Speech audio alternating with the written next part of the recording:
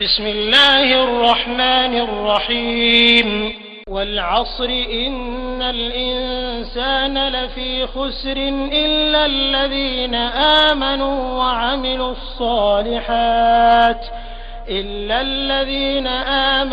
وعملوا الصالحات وتواصوا بالحق وتواصوا بالصبر.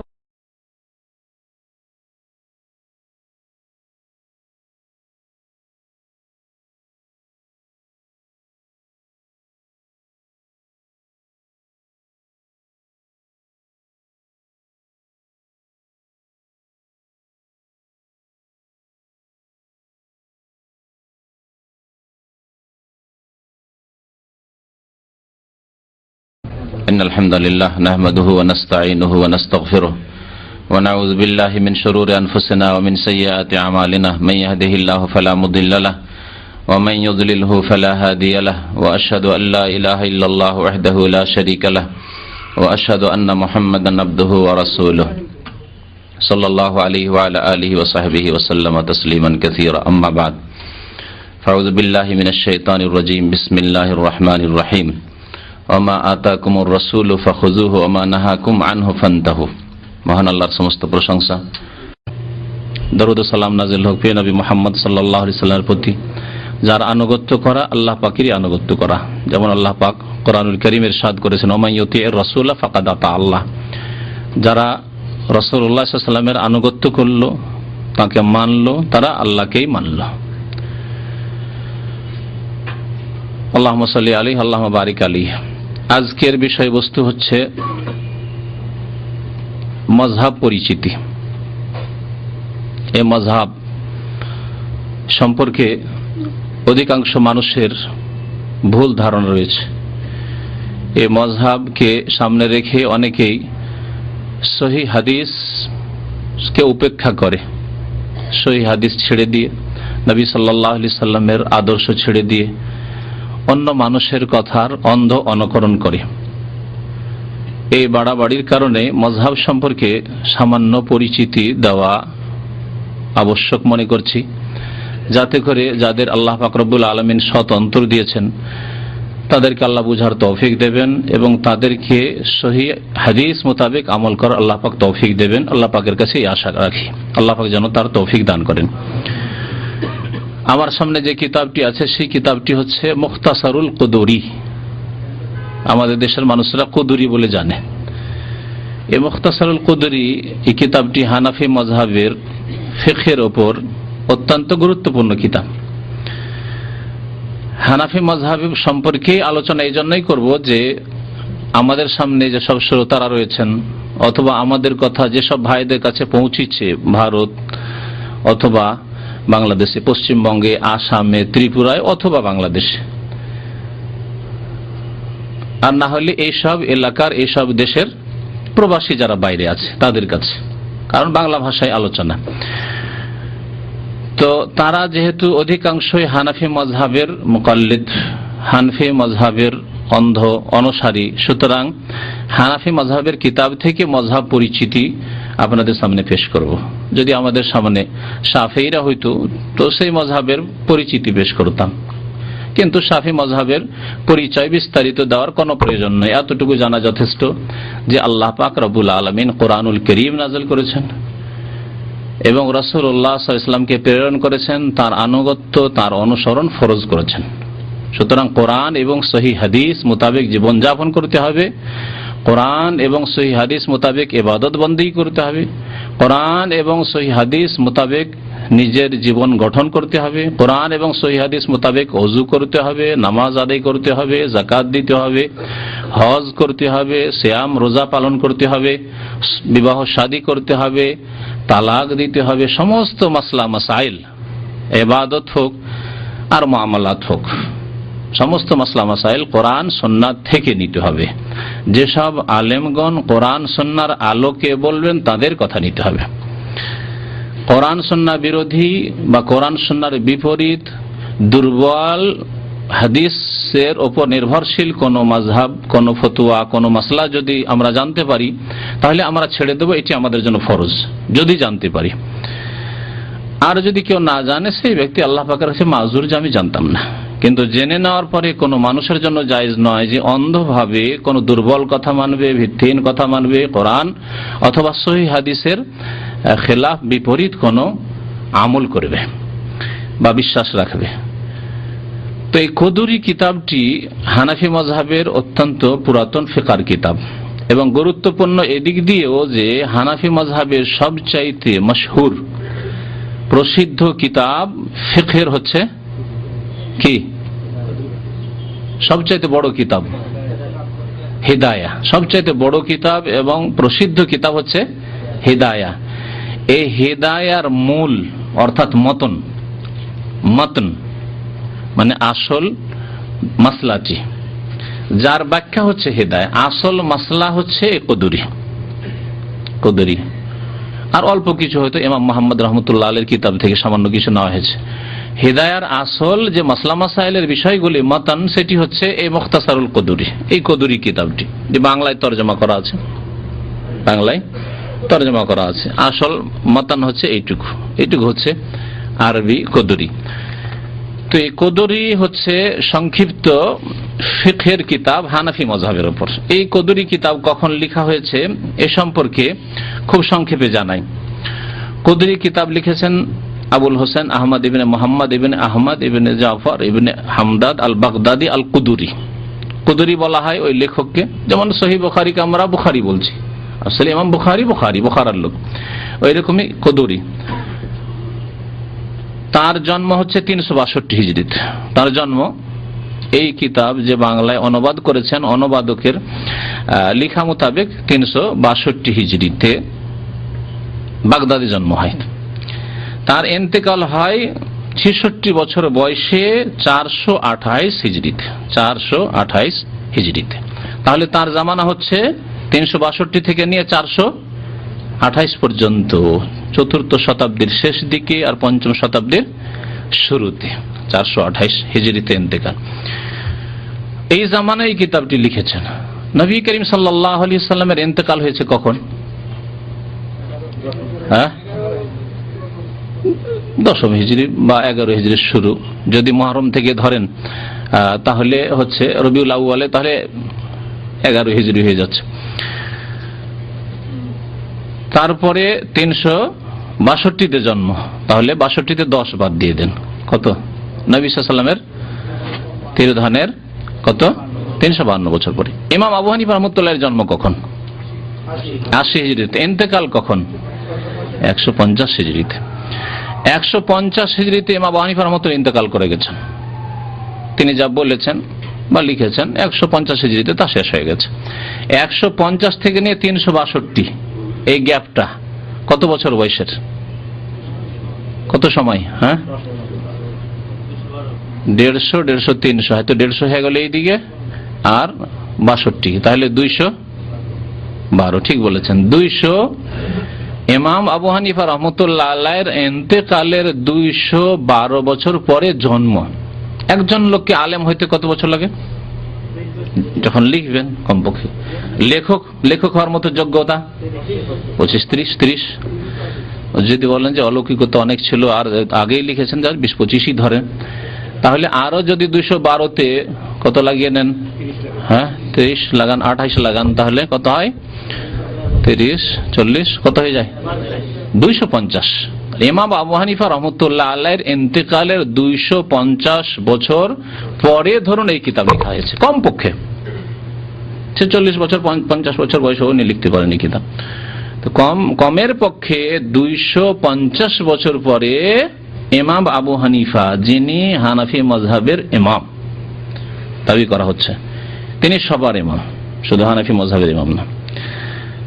তো ইমাম আবু হানিফা রাহমাতুল্লাহ আলাইহির ইন্তেকালের 250 বছর পরে এই কিতাব লেখা হয়েছে।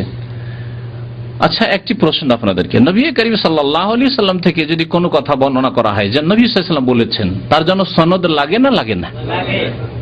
সূত্র যে নবী সাল্লাল্লাহু আলাইহি ওয়াসাল্লাম বর্ণনা করেছেন, আমি যদি বলি নবী সাল্লাল্লাহু আলাইহি ওয়াসাল্লাম বর্ণনা করেছেন, তা আমি কি দেখেছি? কোন তাবেঈ? তাবেঈ পরের যুগের, তাহলে তাদেরকে সনদ চাওয়া হতো, যে সনদ বর্ণনা করে যে তুমি কার কাছে শুনেছ। আর তোমার ওস্তাদ কার কাছ থেকে শুনেছে, তার ওস্তাদ কার কাছ থেকে শুনেছে, এইভাবে করতে করতে সাহাবী পর্যন্ত পৌঁছা। কোন সাহাবী থেকে আর কোন সাহাবী রাসূলুল্লাহ সাল্লাল্লাহু আলাইহি সাল্লাম থেকে বর্ণনা করেছেন, এর নাম হচ্ছে সনদ, এর নাম হচ্ছে সূত্র। তার নবী সাল্লাল্লাহু আলাইহি সাল্লামের প্রত্যেকটি হাদিসের জন্য হাদিসের কিতাবে সনদ লাগে। একজন তাবেই বর্ণনা করেন যদি, আর বলেন কালা রাসূলুল্লাহ, বলতে হবে যে কোন সাহাবী থেকে শুনেছেন আপনি, না তাবেই থেকে শুনেছেন। হতে পারে সাহাবী হলে তো ঠিক আছে, কিন্তু তাবেই যদি তাবেই থেকে শুনেন তো তাবেই কেমন ছিল, হ্যাঁ, তার সার্টিফাই লাগবে, তিনি নির্ভরশীল ছিলেন কিনা, আস্থাভাজন ব্যক্তি, বিশ্বস্ত ব্যক্তি ছিলেন কিনা, সেকা ছিলেন কিনা। এগুলি হচ্ছে হাদিসের সহিহ জয়ীফ হওয়ার মাপকাঠি। আর নবী সাল্লাল্লাহু আলাইহি ওয়াসাল্লামের হাদিসের জন্য শুধু কালা রাসূলুল্লাহ বলে দেওয়া যদি যথেষ্ট না হয়, সনদ লাগে, তাহলে ইমাম আবু হানিফা রহমতুল্লাহ আলাইহির ইন্তেকালের 250 বছর আগে কেউ যদি বলেন কালা আবু হানিফা, ইমাম আবু হানিফা বলেছেন, তার জন্য সনদ প্রয়োজন না প্রয়োজন নয়? ফরজ সনদ। 250 বছর পরে বলবেন, যেমন আমি আজকে থেকে 250 বছর আগের যদি আলেমদের কথা বলি, ইমাম মুহাম্মদ বিন আব্দুল ওয়াহাব রহমতুল্লাহ আলাইহির কথা বলছি, অথবা মোল্লা আলী কারির কথা বলছি। হানাফি মাযহাবের ফতোয়া রয়েছে, ফতোয়া স্বামী ওই জামানার লোক মোটামুটি ধরেন বা তারপরের। যদি বলি যে স্বামী বলেছেন, মুহাম্মদ বিন আব্দুল ওয়াহাব রহমতুল্লাহ আলাইহি বলেছেন, মোল্লা আলী কারি বলেছেন, তাহলে আমাকে সনদ দিতে হবে যে কোন কিতাবে আছে এই কথাগুলি, অথবা আমি কার কাছ থেকে শুনেছি, তিনি কার কাছ থেকে শুনেছেন, তিনি কার কাছ থেকে শুনেছেন, এইভাবে মোল্লা আলী কারি বলেছেন, এই প্রমাণ দিতে হবে না হবে না? দেওয়া ফরজ। না হলে আমার কথার কোনো মূল্য নেই, যে আমি 250 বছর পরে এসে বলবো যে অমুকেই বলেছেন। 250 বছর আগে ভারত উপমহাদেশে ইংরেজরা প্রবেশ করার প্রথম দিকে যেসব ওলামায়ে কেরামরা ছিলেন, শাহ ওলিউল্লাহ মুহাদ্দিস দেহলভির পরে, তাদের কথা যদি উল্লেখ করি, বা 300 বছরই হোক, তাদের কথা যদি বলি, বাদশাহ আওরঙ্গজেব আলমগীরের কথা যদি বলি যে তারা এই বলেছেন, এই করেছেন, তাহলে আমাকে প্রমাণ দিতে হবে কি হবে না? সনদ, যে কোন কিতাবে আমি পড়েছি। আমি এমনিতে বলে দেবো, বিশ্বাস করবেন কেউ? কখনো না, সনদ লাগবে, তাহলে সূত্র। রাসূলুল্লাহ সাল্লাল্লাহু আলাইহি ওয়াসাল্লামের হাদিসের জন্য যখন সনদ লাগে, অন্য লোকের কথা যদি সত্য প্রমাণ করতে হয় তাহলে সনদ দিতে হবে।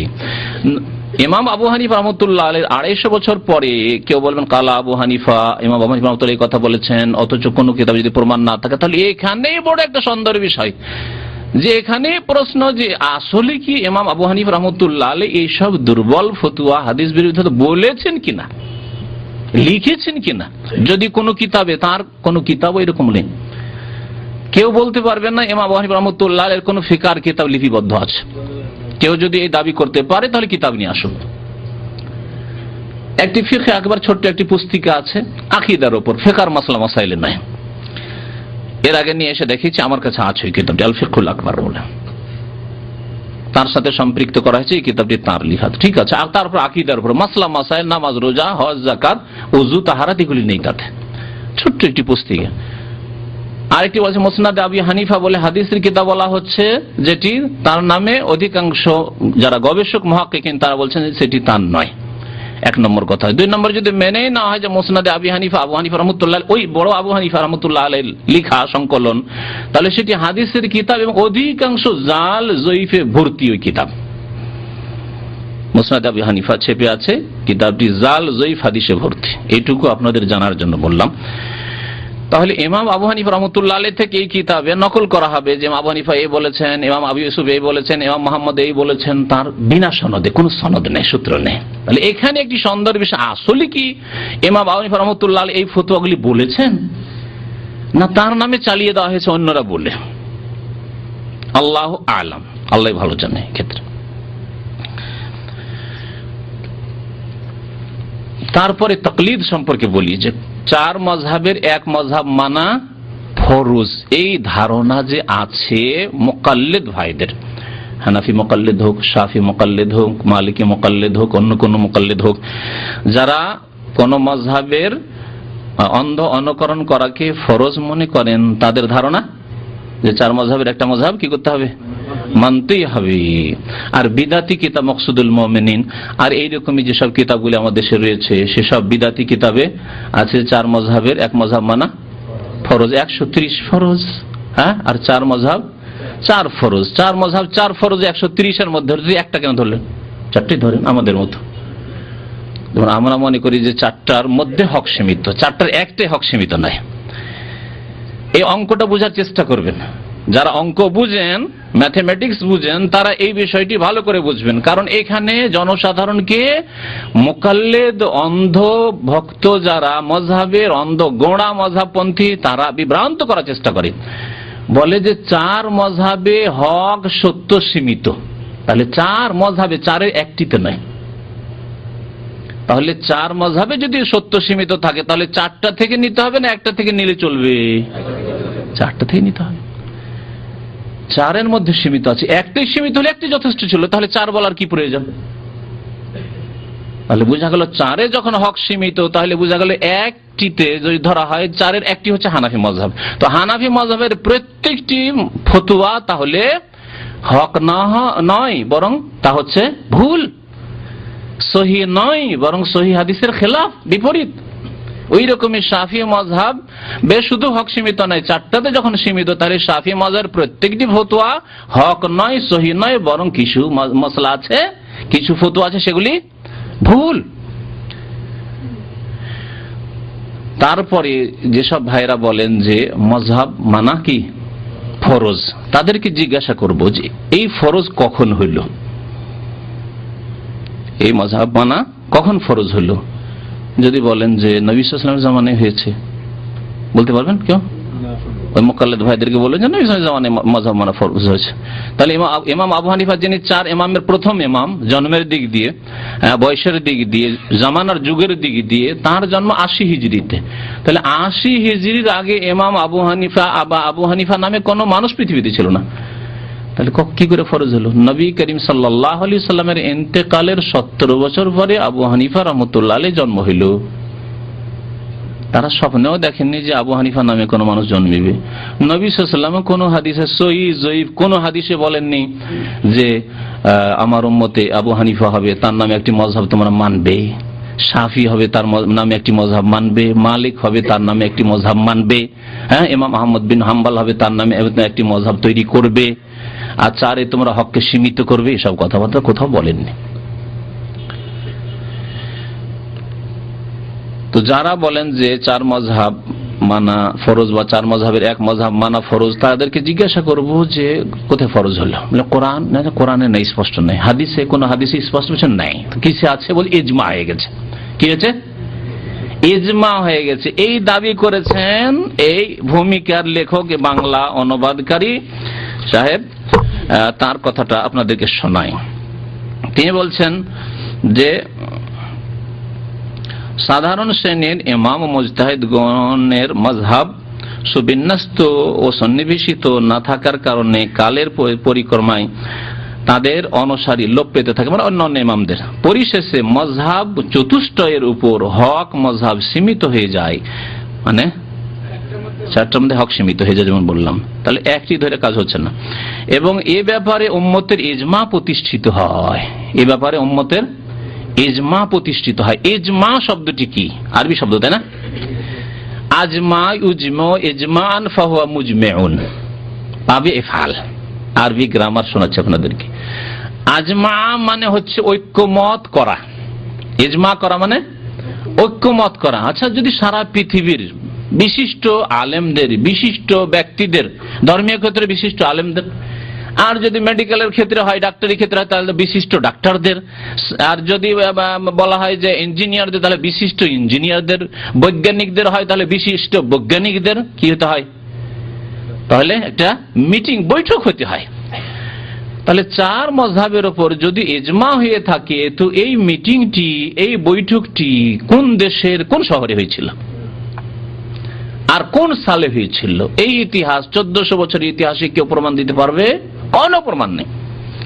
সারা পৃথিবীর ওলামায়ে কেরাম, বিশিষ্ট ওলামায়ে কেরাম কোন জায়গায় মিটিং করেছেন আর পাশ করেছেন ইজমা, আজমা ইজমা ইজমান, ইজমা করে ফেলেছেন যে আমরা ইজমা করলাম যে এখন 4 মযহাবের এক মযহাব মানা ফরজ, এমন কোন মিটিং, বৈঠক, অনুষ্ঠান হয়নি। তাহলে এই দাবি হচ্ছে মুখের দাবি, দলিলবিহীন মিথ্যা দাবি। আল্লাহ পাক রব্বুল আলামিন এইরকম যারা ধর্মের ক্ষেত্রে মিথ্যা বলেছে, তাদেরকে আল্লাহ পাক রব্বুল আলামিন কি করবেন? যারা মারা গেছে আল্লাহ পাক ভালো জানেন, আর যারা বেঁচে আছে আল্লাহ পাককে বলবে, আল্লাহ পাক তুমি তাদেরকে তুমি হিদায়াত করো। যারা বলে 4 মযহাবের এক মযহাবে মানার উপর, ফরজ হওয়ার উপর ইজমা হয়ে গেছে, যদি তারা বেঁচে থাকে আল্লাহ পাক তাদেরকে যেন হিদায়াত দান করেন। তো এই প্রশ্ন তাদের কাছে রাখবেন যে মুকাল্লিদরা বলবে চার মাযহাবের এক মাযহাব মানা ফরজ। তাদেরকে জিজ্ঞাসা করবেন যে ফরজ কে করলো? ফরজ ইমাম ইবনুল কাইয়িম রাহমাতুল্লাহি আলাইহি বলেছেন যে ফরজকারী একমাত্র আল্লাহ পাক রব্বুল আলামিন, অথবা তার রাসূল সাল্লাল্লাহু আলাইহি সাল্লাম যার কাছে ওহী হয়েছে। কোরআনে আসেনি কিন্তু ওহী হয়েছে, ওহী গায়র মাতলু, তখন হাদিসে বলেছেন, উম্মতকে বলেছেন যে দেখো তোমাদের উপর মাযহাব মানা ফরজ। এছাড়া কারো কোনো কিছু ফরজ ওয়াজিব এমনকি সুন্নত করারও ইখতিয়ার অধিকার নেই। ফরজ হওয়া তো দূরের কথা, তাহলে সুন্নতও আমরা নামিয়ে নিয়ে এসে প্রমাণ করতে পারবো না। মুকাল্লিদ ভাইরা, মুকাল্লিদ আলেমরা যদি এই চেষ্টা করে যে কমপক্ষে সুন্নত সাব্যস্ত করব, যে মাযহাব মানা সুন্নত নবী সাল্লাল্লাহু আলাইহি ওয়াসাল্লামের, তারপরেও হাদিস দেখাইতে হবে। আল্লাহ পাক যেন বুঝার তৌফিক দান করেন। এখন আসেন যে এই মাযহাব পরিচিতিতে আপনি জানবেন যে মাযহাবী কিতাবে, ফিকহার কিতাবে আছে কি, ফিকহার কিতাবের অর্থ কি, এটাও বোঝা জরুরি, কারণ অনেকেই বুঝেন না। কোরআনুল কারীম যদি বলা হয় কোরআনুল কারীম মানে কি, কি বলবেন? আল্লাহ পাক রব্বুল আলামিনের কিতাব, আল্লাহ পাকের কালাম। আল্লাহ পাক কোরআনে কারীমে যা কিছু বলেছেন তার বাণী কালামুল্লাহ। কোরআনে কারীমের শব্দ, ভাব, অর্থ সবকিছুই আল্লাহ পাক রব্বুল আলামিনের। নবী সাল্লাল্লাহু আলাইহি ওয়াসাল্লাম হাদিস, নবী সাল্লাল্লাহু আলাইহি ওয়াসাল্লামের হাদিস যদি বলা হয় হাদিস কি, কি বলবেন? নবী করিম সাল্লাল্লাহু আলাইহি ওয়াসাল্লামের বচন, কর্ম, অনুমোদন, অথবা নবী সাল্লাল্লাহু আলাইহি ওয়াসাল্লামের চরিত্র, অথবা নবী সাল্লাল্লাহু আলাইহি ওয়াসাল্লামের রূপ গঠন, এই সবগুলি হাদিস, সবগুলি হাদিস। নবী করিম সাল্লাল্লাহু আলাইহি ওয়াসাল্লাম থেকে সহিহ সূত্রে, বিশুদ্ধ সূত্রে যা প্রমাণিত তার নাম হচ্ছে হাদিস। কোরআনে কারীমে যেগুলি নেই। নবী করিম সাল্লাল্লাহু আলাইহি ওয়াসাল্লাম কি বলেছেন? যে এই দুটো বস্তুকে মজবুত করে ধরে থাকলে পথভ্রষ্ট হবে না। তার আগে আল্লাহ পাক কি বলেছেন? আমা আতাকুমুর রাসূলু ফাখুযুহু। শুরুতে আমি আয়াত পাঠ করেছি, তোমাদেরকে রাসূলুল্লাহ সাল্লাল্লাহু আলাইহি ওয়াসাল্লাম যা দিয়েছেন, ফাখুযুহু তা ধরে নাও, তা নিয়ে নাও, গ্রহণ করো। ওমা নাহাকুম আনহু ফান্তাহু, যা দেননি, যা থেকে নিষেধ করেছেন তা থেকে বেঁচে থাকো। নতুন রাস্তা থেকে সতর্ক সাবধান করেছেন, তোমরা বেঁচে থাকো। আর যা দিয়েছেন কোরআন এবং হাদিস দিয়েছেন, ফাখুযুহু তা গ্রহণ করো। নবী করিম সাল্লাল্লাহু আলাইহি ওয়াসাল্লামের হাদিসটি আবার পড়ছি, যার সংক্ষিপ্ত অর্থের দিকে ইশারা করলাম। তারাকতু ফিকুম আমরাইন, তোমাদের মাঝে দুইটি বস্তু আমি ছেড়ে যাচ্ছি। লাম তাদিল্লু মা তামাসসাকতুম বিহিমা, অতদিন পথভ্রষ্ট হবে না যতদিন তোমরা তা কি করবে? মজবুত করে ধরে থাকবে। কিতাব আল্লাহ, একটি হচ্ছে আল্লাহর কিতাব কোরআনুল কারীম, আর ও সুন্নতি, আমার সুন্নত, অর্থাৎ নবী সাল্লাল্লাহু আলাইহি ওয়াসাল্লামের হাদিস, যা কিছু নবী সাল্লাল্লাহু আলাইহি ওয়াসাল্লাম থেকে প্রমাণিত। ফিকহার কিতাব তাহলে কোরআন হয়ে গেল, কোরআনের সংজ্ঞা হয়ে গেল, হাদিসের সংজ্ঞা হয়ে গেল। ফিকহ মানে কি? কারণ সাধারণ মানুষ মনে করে ফিকহ মানে মানতে হবে ফরজ। ফিকহার কিতাবে আছে। ফিকহ মানে হচ্ছে, আসলে আমরা এটাকে একটু বিকৃত করে বলি, ফিকহ নয় আসলে ফিকহ, কিন্তু ফিকহ বলতে বাংলা ভাষায় মুশকিল লাগে, সেজন্য আমরা আসান করে দিচ্ছি। যেই মুশকিল সেই আসান করে দিচ্ছি, ফিকহ করে দিচ্ছি। তো ফিকহের কিতাব বা ফিকহার কিতাব আমাদের চলতি ভাষায় মানে হচ্ছে ওলামায়ে কেরামদের মতামত কোরআন এবং হাদিসের আলোকে, ইজতিহাদ, তাদের চেষ্টা, তাদের মেহনত, যে কোরআন হাদিসের আলোকে এই মাসলার এই উত্তর হইতে পারে। তাহলে ফিকহ মানে মানুষের আকওয়ালুর রিজাল, না কাল আল্লাহ না কাল রাসূল। আল্লাহর কথারও নাম নাই, আল্লাহর কথার নাম কোরআনুল কারীম, না রাসূলুল্লাহ সাল্লাল্লাহু আলাইহি ওয়াসাল্লামের কথা বা আমল, বরং তাতে উলামায়ে কেরামদের কথাবার্তা রয়েছে কোরআন এবং হাদিসের আলোকে তারা চেষ্টা করেছেন, যার নাম হচ্ছে শরীয়তে ভাষায় ইজতিহাদ। এবং এই ইজতিহাদ করতে গিয়ে মুজতাহিদ সম্পর্কে নবী করিম সাল্লাল্লাহু আলাইহি ওয়াসাল্লাম বলেছেন, না, মুজতাহিদ দুই রকমই হয়। মুজতাহিদ কখনো কখনো ভুল করে, ভুল হয়ে যায় তার দ্বারা, আর কখনো কখনো ঠিক বলে, ঠিক লিখে, ঠিক উত্তর দেয়। যদি মুজতাহিদের মধ্যে ইজতিহাদের যোগ্যতা থাকে, ওই রকম বড় আলেম এবং উত্তর দিয়েছেন, ভালো আলেম কোরআন হাদিস বুঝছেন, উত্তর দিয়ে ভুল হয়ে গেছে, তারপরেও নবী করিম সাল্লাল্লাহু আলাইহি ওয়াসাল্লাম বলেছেন ভুল হলো কি হবে? এক নেকি পাবে, কারণ সে নিষ্ঠার সাথে, আন্তরিকতার সাথে, ইখলাসের সাথে, ইলমের সাথে মেহনত করেছে। মেহনত করে ফতোয়া দিয়েছিস, জনসাধারণ সমস্যার সমাধান দিয়েছি, কিন্তু আমি সঠিক সিদ্ধান্ত পর্যন্ত পৌঁছিতে পারিনি, ভুল ফতোয়া দিয়েছি। আল্লাহ পাক এক নেকি দেবেন আমার মেহনতের জন্য, যদি ভালো আলেম হয় কেউ। আর যদি সেই মুজতাহিদ ভালো আলেম না হয় তাহলে গুনাহগার হবে, তাহলে গুনাহগার হবে। ভালো আলেম নয়, কোরআন এবং হাদিসের উপর পাণ্ডিত্য নাই, দলিল সম্পর্কে সম্যক জ্ঞান নেই, আর খেয়াল খুশি ফতোয়া দেয় আর ভুল করে, তাহলে গুনাহগার হবে, মনে রাখবেন। যোগ্য আলেম যদি ফতোয়া দিয়ে সহিশুদ্ধ ফতোয়া দিতে পারেন, সহিশুদ্ধ যদি সমাধান দিতে পারেন, তাহলে 2 নেকি পাবেন, যেমন নবী সাল্লাল্লাহু আলাইহি ওয়াসাল্লাম বলেছেন ফালাহু আজরানে, ডবল নেকি পাবেন। আজরুল ইজতিহাদ, ইজতিহাদ মেহনত করলেন তার 1টি নেকি, আর 1 নেকি হচ্ছে মানে আরেক গুণ নেকি, 1 নেকি মানে 1 নেকি নয়, আরেক গুণ নেকি হচ্ছে যে তিনি যে সঠিক উত্তর দিলেন। তাহলে ফিকহের কিতাবে সঠিক কথাও রয়েছে আর ভুল কথাও রয়েছে। যখন ফিকহের কিতাব উলামায়ে কেরামদের মতামতের নাম, তাদের বক্তব্যের নাম, তাদের ইজতিহাদের ফলস্বরূপ যা কিছু তারা শরীয়ত সম্পর্কে বুঝেছেন তার নাম হচ্ছে ফিকহের কিতাব বা ফিকহের কিতাব, তাহলে ফিকহের কিতাবে সহিহ মাসলাও রয়েছে আর কি রয়েছে? ভুল মাসলাও রয়েছে। যেগুলি সহিহ মাসলা মানে কোরআন সুন্নাহর আলোকে রয়েছে সেগুলির উপর আমরা আমল করব, আর যেগুলির ভুল মাসলা সেগুলি আমাদের জন্য ছেড়ে দেওয়া ফরজ। এর নামই হচ্ছে আল্লাহ এবং রসুলের আনুগত্য করা বিনা কোনো শর্তে, আর অন্য না আলেম ওলামাদের আনুগত্য করা, আইম্মায়ে কিরামের আনুগত্য করা, বড়দের আনুগত্য করা, বুজুর্গানের দিনের কথা মানা শর্ত সাপেক্ষ। যদি কোরআন এবং হাদিসের অনুকূলে হয় তাহলে মানলাম, আর না হইলে ছেড়ে দিলাম। যদি কোরআন এবং হাদিসের বিপরীত হয় তাহলে ছেড়ে দিলাম। এখন কিছু মাসলা দেখেন ফিকহের কিতাবে। এই ফিকহের কিতাবটি হচ্ছে মূল কিতাব হানাফি মাযহাবের।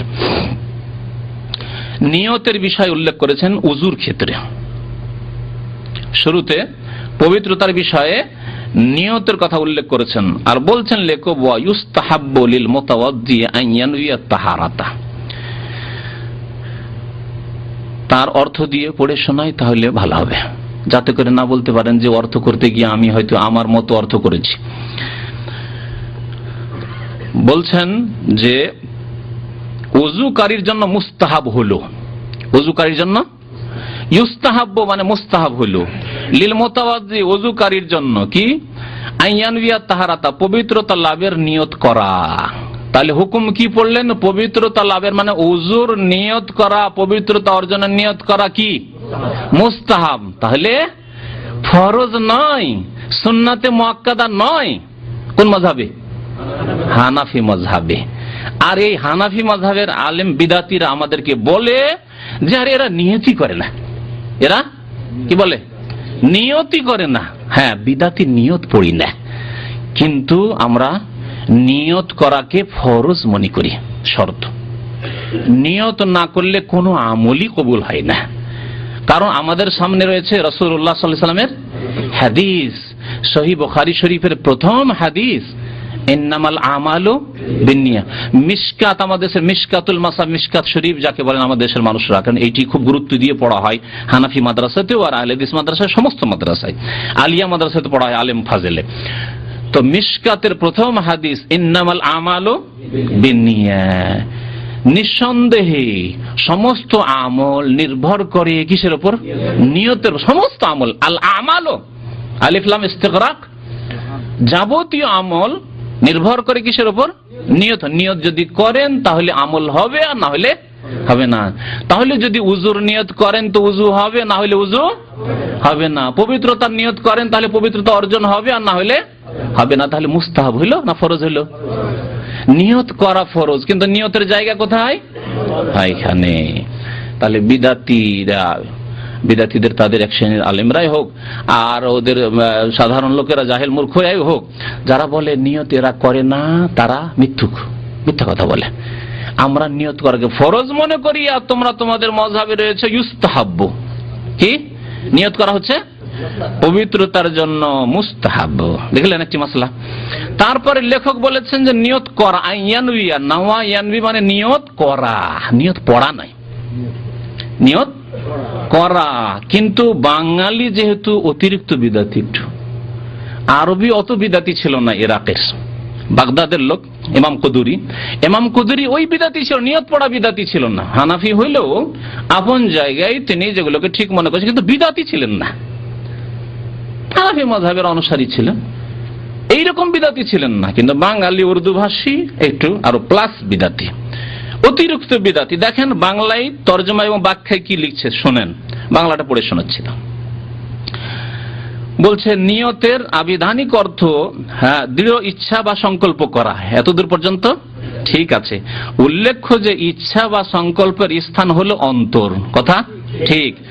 অতএব অন্তরে যে কোনো কাজ করার ইচ্ছা পোষণ করা বা অর্জনের উদ্দেশ্য রাখাই নিয়ত, কথা ঠিক। মুখে উচ্চারণ করা জরুরি নয়, কথা ঠিক না ভুল? কে বলছে ঠিক, কে বলছে ভুল?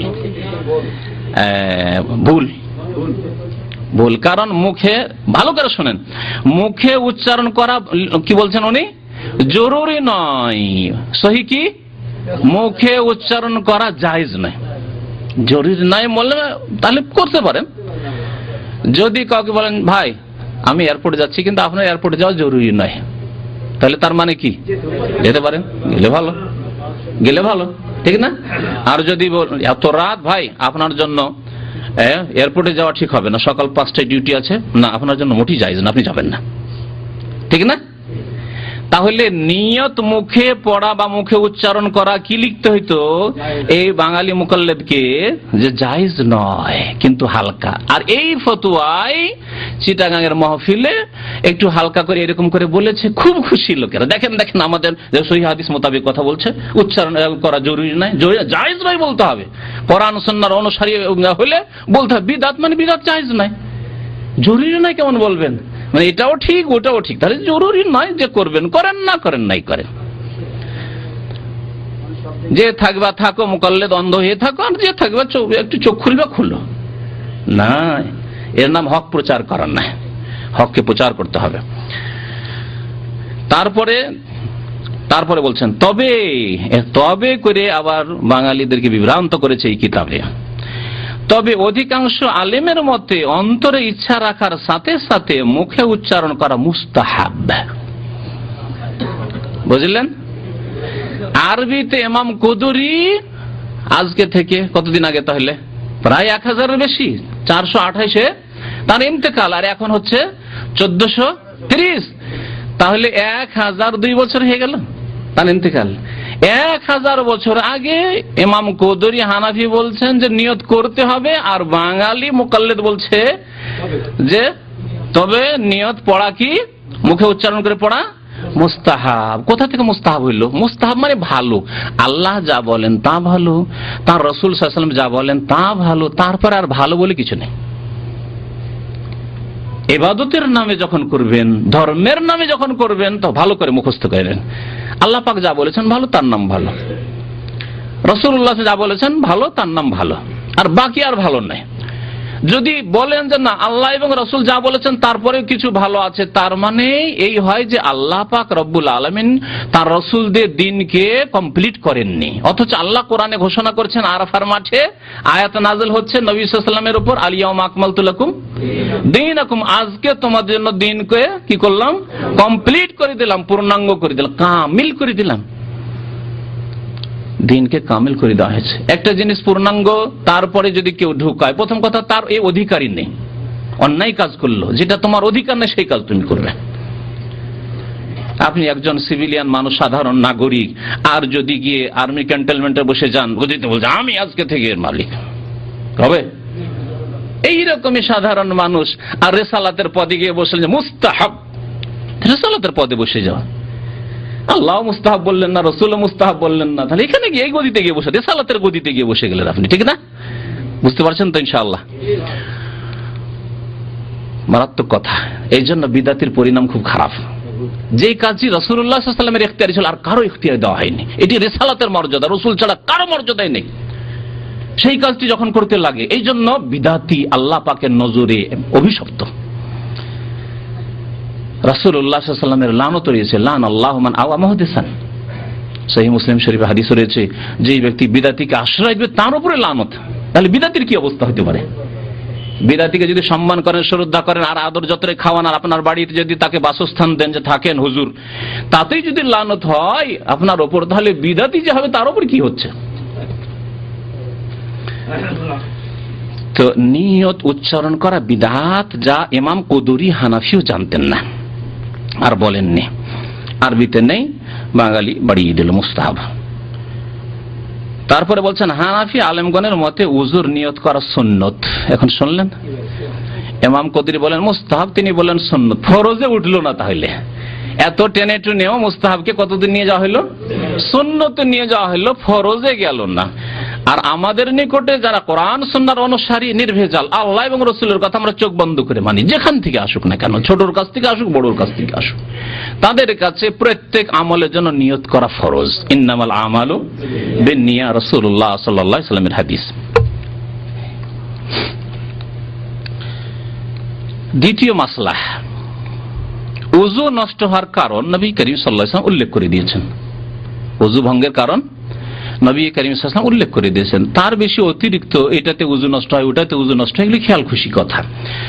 হানাফি ফিকার কিতাবে আছে যে ওয়াল কাহকাহাতু ফি কুল্লি সালাতিন যাতে রুকুইন ও সুজুদিন, রুকু সিজদা বিশিষ্ট নামাজে যদি কেউ অট্টহাসি হেসে দেয়, হা হা হা হা দিয়ে দিল একটি, তাহলে কি হয়ে যাবে? নামাজ নষ্ট হওয়ার পরে তার আগে উযু নষ্ট হবে। আগে উযু নষ্ট, আর উযু নষ্টের কারণে নামাজ নষ্ট। আরে ভাই, কেউ হ্যাঁ হ্যাঁ করে হেসে দিল নামাজের মধ্যে, তো নামাজ খারাপ করলো, ঠিক না? উযুর কি খারাপ করলো? প্রথম কথা, যদি এই মাসলা বলতে হয় যে উযু ভঙ্গের কারণ অট্টহাসি, তাহলে কোরআনে প্রমাণ দিতে হবে নেই, হাদিসে প্রমাণ, হাদিসের নেই, হাদিসের হদিসই নেই। তাহলে কি খেয়াল খুশি ফতোয়া? আচ্ছা, খেয়াল খুশি ফতোয়া যুক্তি কি? কি জন্য? একটা লোক নামাজে একটু হ্যাঁ হ্যাঁ করে হেসে দিল, নামাজ নষ্ট করলো সে, এই ফতোয়া ঠিক আছে, কিন্তু উযু কেন নষ্ট হবে? উযুর সাথে অট্টহাসির কি সম্পর্ক? হ্যাঁ, ভাই সরে যাবে, হা হা হাসতে গিয়ে ঢিলা হয়ে যায় তাদের, বুঝতে পেরেছেন? তারপরে নামাজেই কেন শুধু? তার তরজমা শুনেন, রুকু 9 নম্বর, রুকু 9 নম্বর উযু ভঙ্গের কারণ বলছে, রুকু সাজদা বিশিষ্ট নামাজে অট্টহাসি দেওয়া হচ্ছে উযু ভঙ্গের কারণ। তাহলে বাইরে হইলে হচ্ছে না, নামাজের মধ্যে যদি হেসে দেয় তাহলে উযু নষ্ট হয়ে যাবে, অথচ এমন কিছু সহিহ হাদিসে নবী সাল্লাল্লাহু আলাইহি ওয়াসাল্লাম থেকে প্রমাণিত নয়। হ্যাঁ, রুকু সাজদা বিশিষ্ট যখন বলা হয়েছে, তাহলে জানাজা নামাজে, জানাজা নামাজে যদি হেসে দেয় তাহলে আবার উযু নষ্ট হয়েছে না? ই আবার কোন থিওরি হলো? আজব থিওরি। যদি ঢিলাই হয় আর বাইরে সরে যাওয়ার আশঙ্কা থাকে, তাহলে সব ক্ষেত্রে থাকবে, শুধু রুকুতে আর সিজদাতে জানাজা নামাজে না, এটা একটি ফতোয়া। শোনেন এখন তায়াম্মুমের মাসলা। তায়াম্মুম সম্পর্কে মাসলা বলার আগে একটি বিষয় বলবো। মাযহাব যদি ফরজ হয়, মাযহাব যদি ফরজ হয়, তাহলে এই ফরজ পালন মাযহাবের ইমাম সাহেবের ছাত্ররা আগে করবে না আমরা? তারা প্রমাণ করে দিয়ে যাবেন মাযহাবের সম্পর্কে, যে দেখো মাযহাব এমন ফরজ হয়ে গেছে যে আমরা ইমাম আবু হানিফা রাহমাতুল্লাহ ছাত্র, আমরা ইমাম শাফির ছাত্র, আমরা দেখো মাযহাব এমন করে ফরজ করেছি, একটু সামান্য বিরোধিতা করব না, তাই না? এটা হওয়া উচিত ছিল। তা না করে ইমাম আবু হানিফা রাহমাতুল্লাহ আলাইহির 1 নম্বর ছাত্র জিন্দেগির, যিনি আব্বাসী খেলাফতের আমলে বিশাল রাজত্ব, পূর্ব দিকে ভারতের বর্ডার আফগানিস্তান থেকে শুরু করে একেবারে আপনার চলে যান আফ্রিকার শেষ পর্যন্ত, মরক্কো, আফ্রিকার শেষ পর্যন্ত যে আব্বাসী খেলাফত, এইদিকে বুখারা, সামারকান্দ, আলবেনিয়া পর্যন্ত, এসব এলাকার যে বিশাল রাজত্ব, তার প্রধান বিচারপতি চিফ জাস্টিস কে? আবু ইউসুফ রহমতুল্লাহ আলাইহি, ইমাম আবু হানিফার 1 নম্বর ছাত্র। 2 নম্বর ছাত্র ইমাম মুহাম্মদ রহমতুল্লাহ, 3 নম্বর ছাত্র ইমাম জুফর, 4 নম্বর ছাত্র হাসান বিন জিয়াদ। মনে রাখবেন, এইসব ছাত্ররা, বরং 4 জনের কথা না বলে যদি 2 জনেরই বলি, ইমাম আবু হানিফা রহমতুল্লাহ আলাইহির 2 ছাত্র, ডান হাত আর বাম হাত, ইমাম আবু ইউসুফ এবং ইমাম মুহাম্মদ, ইমাম আবু হানিফা রহমতুল্লাহ আলাইহির সাথে 2/3 মাসলা মাসাইলে বিরোধিতা করেছেন। 2/3 মানে বুঝলেন? তার মানে যদি মনে করেন 300টি ফতোয়া দিয়ে থাকেন ইমাম আবু হানিফা রহমতুল্লাহ আলাইহি, তাহলে ইমাম আবু ইউসুফ এবং মোহাম্মদ কি করেছেন? 200 ফতোয়াতে 200 মাসলাতে ওস্তাদ সাহেবের বিরোধিতা করেছেন। না, আমার ওস্তাদের কথা এটা ঠিক নয়, ওনার ফতোয়া এটা ঠিক নয়, বরং এটা ঠিক, বেশি এটা সহিহ হাদিসের আলোকে ঠিক। এর দ্বারা কি প্রমাণ হয়? যে মাযহাবের তাকলিদ করা ফরজও নয় আর সুন্নতও নয়,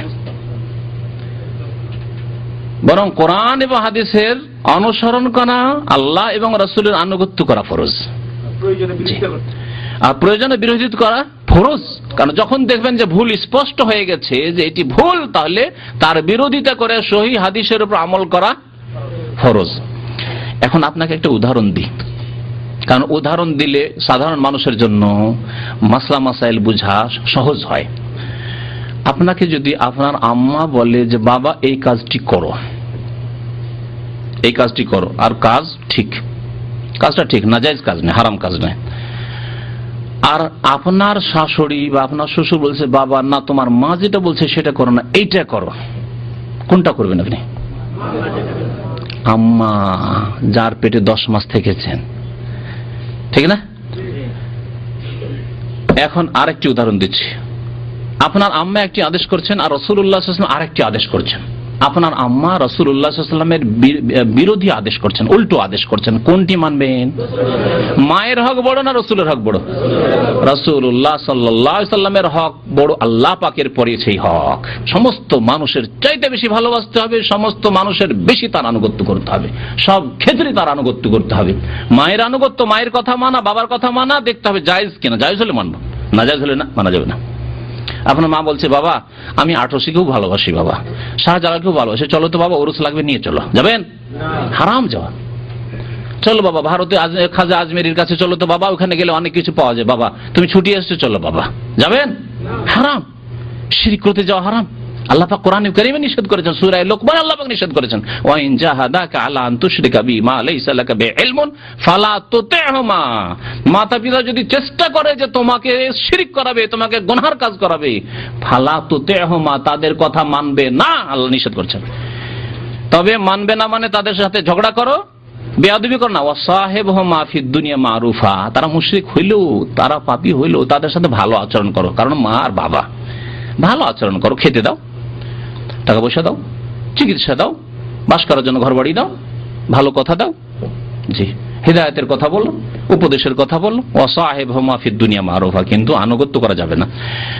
তাহলে এখন আসুন, ইমাম আবু ইউসুফ রহমতুল্লাহ আলাইহি এবং মুহাম্মদ রহমতুল্লাহ আলাইহি, তাদের সামনে দুই ব্যক্তিত্ব, এক আমার ওস্তাদ আবু হানিফা রহমতুল্লাহ আলাইহি, আরেকদিকে মুহাম্মদ রাসূলুল্লাহ সাল্লাল্লাহু আলাইহি ওয়াসাল্লাম। দেখছেন যে আমাদের ওস্তাদ ইমাম আবু হানিফা রহমতুল্লাহ সহিহ হাদিসের খেলাফ ফতোয়া দিয়েছেন। এখন তাদের করণীয় কি? করণীয় কি বলেন? নবীর সাথ দেওয়া না ওস্তাদের সাথ দেওয়া? কারণ নবী ওস্তাদের ওস্তাদের ওস্তাদের ওস্তাদ, সারা পৃথিবীর যিনি মুআল্লিম আউয়াল রাসূলুল্লাহ সাল্লাল্লাহু আলাইহি ওয়াসাল্লাম, স্পষ্ট তাহলে হক। এই জন্য তারা বিরোধিতা করেছেন। ওই রকমই আপনি নিজেকে ইমাম আবু ইউসুফের জায়গায় রাখেন, আপনি কি করবেন? আপনার সামনে একটি ইমাম আবু হানিফার ফতোয়া আসলো, আর একটি আসলে রাসূলুল্লাহ সাল্লাল্লাহু আলাইহি ওয়াসাল্লামের সহিহ হাদিস আসলো, আপনি কি করবেন? হ্যাঁ, রাসূলুল্লাহ সাল্লাল্লাহু আলাইহি ওয়াসাল্লামের সাথ দেবেন, কারণ তার উম্মত হয়ে কাল কিয়ামতে উঠতে হবে, তার শাফাআতের আশা রাখতে হবে, তার হাউজে কাউসার পেতে হবে। কোথাও ইমাম আবু হানিফা, শাফি, মালিক, আমাদের হাউজে কাউসার হবে না। জি, সবাই নাফসি নাফসি করবেন, সেই দিন নবী করিম সাল্লাল্লাহু আলাইহি ওয়াসাল্লাম উম্মতের খোঁজ নেবেন। সুতরাং তার উম্মত হইতে হলে প্রমাণ করতে হবে যে ইয়া রাসূলুল্লাহ আপনার সাথ দিয়েছিলাম, আপনার সাথ দিয়েছিলাম। আর যারা এর উল্টো করবে তাদের পরিণাম কি হবে তা বুঝতেই পারছেন। এখন শোনেন, তাহলে স্পষ্ট হয়ে গেল যে যদি কোন মাযহাবের তাকলিদ করা, মানে হানাফি হওয়া, শাফি হওয়া, মালিকি হওয়া, হাম্বলি হওয়া, কোন এক মাযহাবের তাকলিদ করা ফরজ হইতো, তাহলে এই ফরজ প্রথম কি আদায় করতেন? ইমাম আবু হানিফা রাহমাতুল্লাহ আলাইহির 1 নম্বর 2 নম্বর ছাত্র আবু ইউসুফ মুহাম্মদ বলতেন যে আমার ওস্তাদ বলে দিয়েছেন তাকলিদ করা ফরজ, সুতরাং বাস ফরজ। ফরজ, চু চেরা নেই। চু চেরা বুঝেন? ফার্সি ভাষা চু মানে কেন, হ্যাঁ, চেরা কি, এসব না। তো এখন মাসলা আসছে তায়াম্মুমের মাসলা। তায়াম্মুমের মাসলা ইমাম আবু হানিফা রহমতুল্লাহ আলাইহি এবং মুহাম্মদ রাহিমাতুল্লাহ আলাইহি এই দুইজনের মত হচ্ছে যে তায়াম্মুম করার জন্য মাটি আর বালি শর্ত না, মাটির মতো যা কিছু আছে তা দিয়ে তায়াম্মুম চলবে। যেমন বাংলায় পড়ে শোনাই না, গোবর না, তাদের কাছে শোনে। তায়াম্মুম হলো মাটিতে দুবার হাত মারা। তারপরে বলছেন ইমাম আবু হানিফা ও মুহাম্মদ রাহিমাহুল্লাহ এর মতে মাটি জাতীয় যে কোনো বস্তু দ্বারা তায়াম্মুম জায়েজ। মাটি জাতীয় যে কোনো বস্তু দ্বারা তায়াম্মুম জায়েজ। যেমন কি বলছেন, যেমন মাটি একটা, বালু, পাথর, সুরকি বুঝেন তো, সুরকি, চুনা, হ্যাঁ চুনা, তারপরে হচ্ছে হরিতাল প্রভৃতি ইত্যাদি। সুরমা, এই যে সুরমা চোখে লাগাচ্ছেন, অত জরুরি নয় যে এই সৌদি আরবে মাটি পাওয়া যায় না, কোথায় মাটি খুঁজে বেড়াবো, পাকা বিল্ডিং এ থাকি, সুরমা আছে ঘরে, সুরমা রাখা আছে, নেন সুরমা, হয়ে গেল তেমন হয়ে গেল হানাফি মাযহাবে, বুঝলেন। দলিল, যেহেতু দলিল বিপরীত, সেই জন্য ইমাম আবু ইউসুফ কি বলছেন শোনেন, পড়ে শোনাচ্ছি। ওয়ায়াজুজু তায়াম্মুম ইনদা আবি হানিফা ওয়া মুহাম্মদ রাহিমাহুল্লাহ তাআলা বিকুল্লি মা কানা মিন জিনসিল আরদ, জমিন থেকে যা কিছু হয় তাতেই তায়াম্মুম চলবে। কাতুরাব, যেমন মাটি, বালি, পাথর ইত্যাদি, চুনা, সুরমা ইত্যাদি। ওয়াকালা আবি ইউসুফ রাহিমাহুল্লাহ তাআলা, ইমাম আবু ইউসুফ রাহমাতুল্লাহ আলাইহি বলছেন লা ইয়াজুজু, জায়েজ নয়। ওস্তাদ বলছেন যে জায়েজ, আর সাগরিদ বলছেন জায়েজ নয়, লা ইয়াজুজ, জায়েজ নয়। ইল্লা বিতুরাব ওয়ার রামাল, মাটি আর বালি ছাড়া অন্য কিছু দিয়ে চলবে না। সুরমা দিয়েও চলবে না, চুনা দিয়েও চলবে না, আর সিমেন্ট দিয়েও চলবে না, গারা দিয়েও চলবে না। হ্যাঁ, তো তারপরে শোনেন আর একটা ফতোয়া আবার, আশা করি মাসলা স্পষ্ট, যে আমাদেরকে কোরআন হাদিস মানতে হবে, এ কথা আমাদের আইম্মায়ে কেরামরা শিখিয়ে দিয়েছেন। ইমাম আবু ইউসুফ শিখিয়েছেন, তার আগে ইমাম আবু হানিফা শিখিয়েছেন। ইমাম হানিফা রাহমাতুল্লাহ আলাইহির জীবনী মাস দুয়েক আগে আমি একটা বক্তব্য রেখেছি মঙ্গলবারে, যেসব ভাইরা শোনেননি শুনবেন সিডিতে, অডিওতে। তাতে ইমাম আবু হানিফা রাহমাতুল্লাহ আলাইহির সুন্দর সুন্দর উক্তিগুলি কোরআন এবং সুন্নাহকে আঁকড়ে ধরার ক্ষেত্রে, এজা সাহাল হাদিস ওয়া মাযহাবি, সহিহ হাদিসটাই হচ্ছে আমার মাযহাব, যেখানে সহিহ হাদিস পাবে সেটাই নেবে। অতক্ষণ পর্যন্ত তোমাদের জন্য ফতোয়া দেওয়া জায়েজ নয় আমাদের কথার উপর ভিত্তি করে, যতক্ষণ পর্যন্ত না জানবে যে কোথা থেকে আমরা বলেছি, কোন হাদিসের ভিত্তিতে, কোন দলিলের ভিত্তিতে। অন্ধ হয়ে ফতোয়া দিবে না যে কাল আবু হানিফা আপনি বলেছেন হয়ে গেল, ফতোয়া দেওয়া হয়ে গেল। আর মুকাল্লিদ ভাইদের ফতোয়া এরকমই, মাসিক মদিনা পড়ে দেখেন, ফতোয়াতে কোন হাদিসের নাম লেখা আছে, অমুক হাদিসের দলিল আছে লেখা আছে, বা হেদায়েত আছে, বেকায়েত আছে, না ফতোয়া স্বামীতে আছে, না ফতোয়া আলমগিরিতে আছে, হ্যাঁ, বা জাজিয়াতে আছে, কাজী খানে আছে, হয়ে গেল। মানুষের কথা তাদের কাছে দলিল হয়ে গেছে। কোরআন সুন্নাহর আলোকে দলিল একমাত্র আল্লাহ পাকের কথা, আর মানুষের মধ্যে একমাত্র ওই ব্যক্তির কথা যার কাছে আল্লাহ রিসালাত পাঠিয়েছেন, ওয়াহি করেছেন, মুহাম্মদ সাল্লাল্লাহু আলাইহি ওয়াসাল্লাম, তার কথা একমাত্র দলিল, ব্যাস। তারপরে লেখক বলছেন তায়াম্মুম আর উযু, আপনারা জানেন যে উযুর বিকল্প কি, উযু করতে পারছেন না, তখন আপনি আশ্রয় নেবেন কার, তায়াম্মুমের। তাহলে দুটোর হুকুম একই হওয়া উচিত না, কিন্তু না। হানাফি ফিকাতে ইমাম কুদরি বলছেন ওয়ান নিয়াতু ফারযুন ফি তায়াম্মুমি ওয়া মুস্তাহাব্বাতুন ফিল উযুই, বলছে যে তায়াম্মুমে নিয়ত করা ফরজ আর উযুতে মুস্তাহাব। আরে ভাই, এই পার্থক্য কোন যুক্তিতে? আল্লাহু আ'লাম।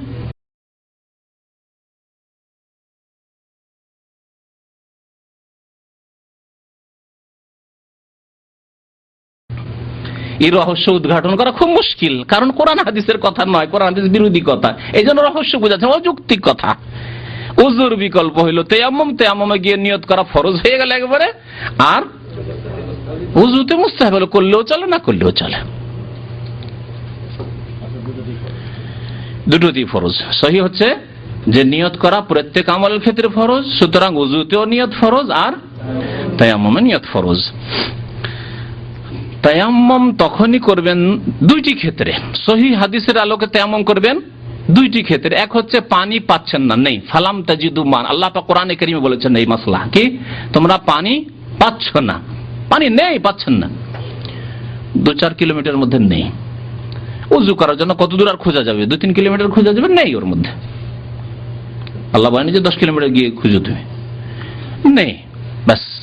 আরেকটি হচ্ছে পানি আছে কিন্তু পানি ব্যবহার করতে সক্ষম নন। পানি ব্যবহার করলে রোগ বেড়ে যাবে, প্রাণের আশঙ্কা আছে, বা রোগ বেড়ে যাবে তার চেয়ে হালকা, অথবা যেই রোগের চিকিৎসা চলছে সেই চিকিৎসায় বিলম্ব হয়ে যাবে।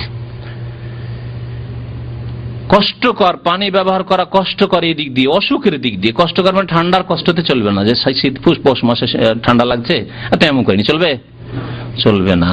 যদি পৌষ মাসের কনকনে ঠান্ডাতে মাঘ মাসের কনকনে ঠান্ডা আমাদের দেশে, আর ঠান্ডা পানি গরম পানির ব্যবস্থা নেই, তাতেই যদি তেমন বিকল্প না চলে, হ্যাঁ, পানির বদলে মাটি ব্যবহার করা, উজুর বদলে কি করলাম তায়াম্মুম যদি না চলে, তাহলে জানাজা সামনে আছে, বা ঈদের জামাত দাঁড় হয়ে গেছে, জানাজার জামাত দাঁড়িয়ে গেছে, তেমন করে দৌড় দিলেন, লেগে গেলেন, চলবে? অথচ পানি সামনে মজুদ আছে, চলবে না। কারণ দুইটি ক্ষেত্রে তায়াম্মুম উযুর বিকল্প হলো, দুইটি ক্ষেত্রে এটি হচ্ছে কোরআন এবং হাদিসের কথা। কিন্তু হানাফি ফিকহার কথা শুনেন, বলছেন যে ওয়াজুজু তায়াম্মুম লিসসাহিহি আল মুকিমে, বলছে তায়াম্মুম জায়েজ। আবার তার অনুবাদ দিয়ে বলি, বলছে সুস্থ মুকিম, মুকিম মানে যে বাড়িতে আছেন, আপনি বাড়িতে আছেন মানে পানি আছে, গ্রামে আছেন পানি আছে, বাড়িতে পানি আছে, পাড়ায় পানি আছে, বলছে আপনার জন্য তায়াম্মুম জায়েজ হয়ে যাবে। আর সুস্থ আপনি আবার সামনে জানাজা উপস্থিত হলে দেখছেন যে জানাজা এখন আল্লাহু আকবার হইতে যাচ্ছে, আর আমি এখন বাড়িতে আছি, উযু করতে গেলে ওইদিকে জানাজা জামাত ছুটে যাবে, তাড়াতাড়ি করে তেমন করে জামাতে লেগে যান। এটা হলো হানাফি ফতোয়া, কোরআন হাদিসের ফতোয়া না এটি।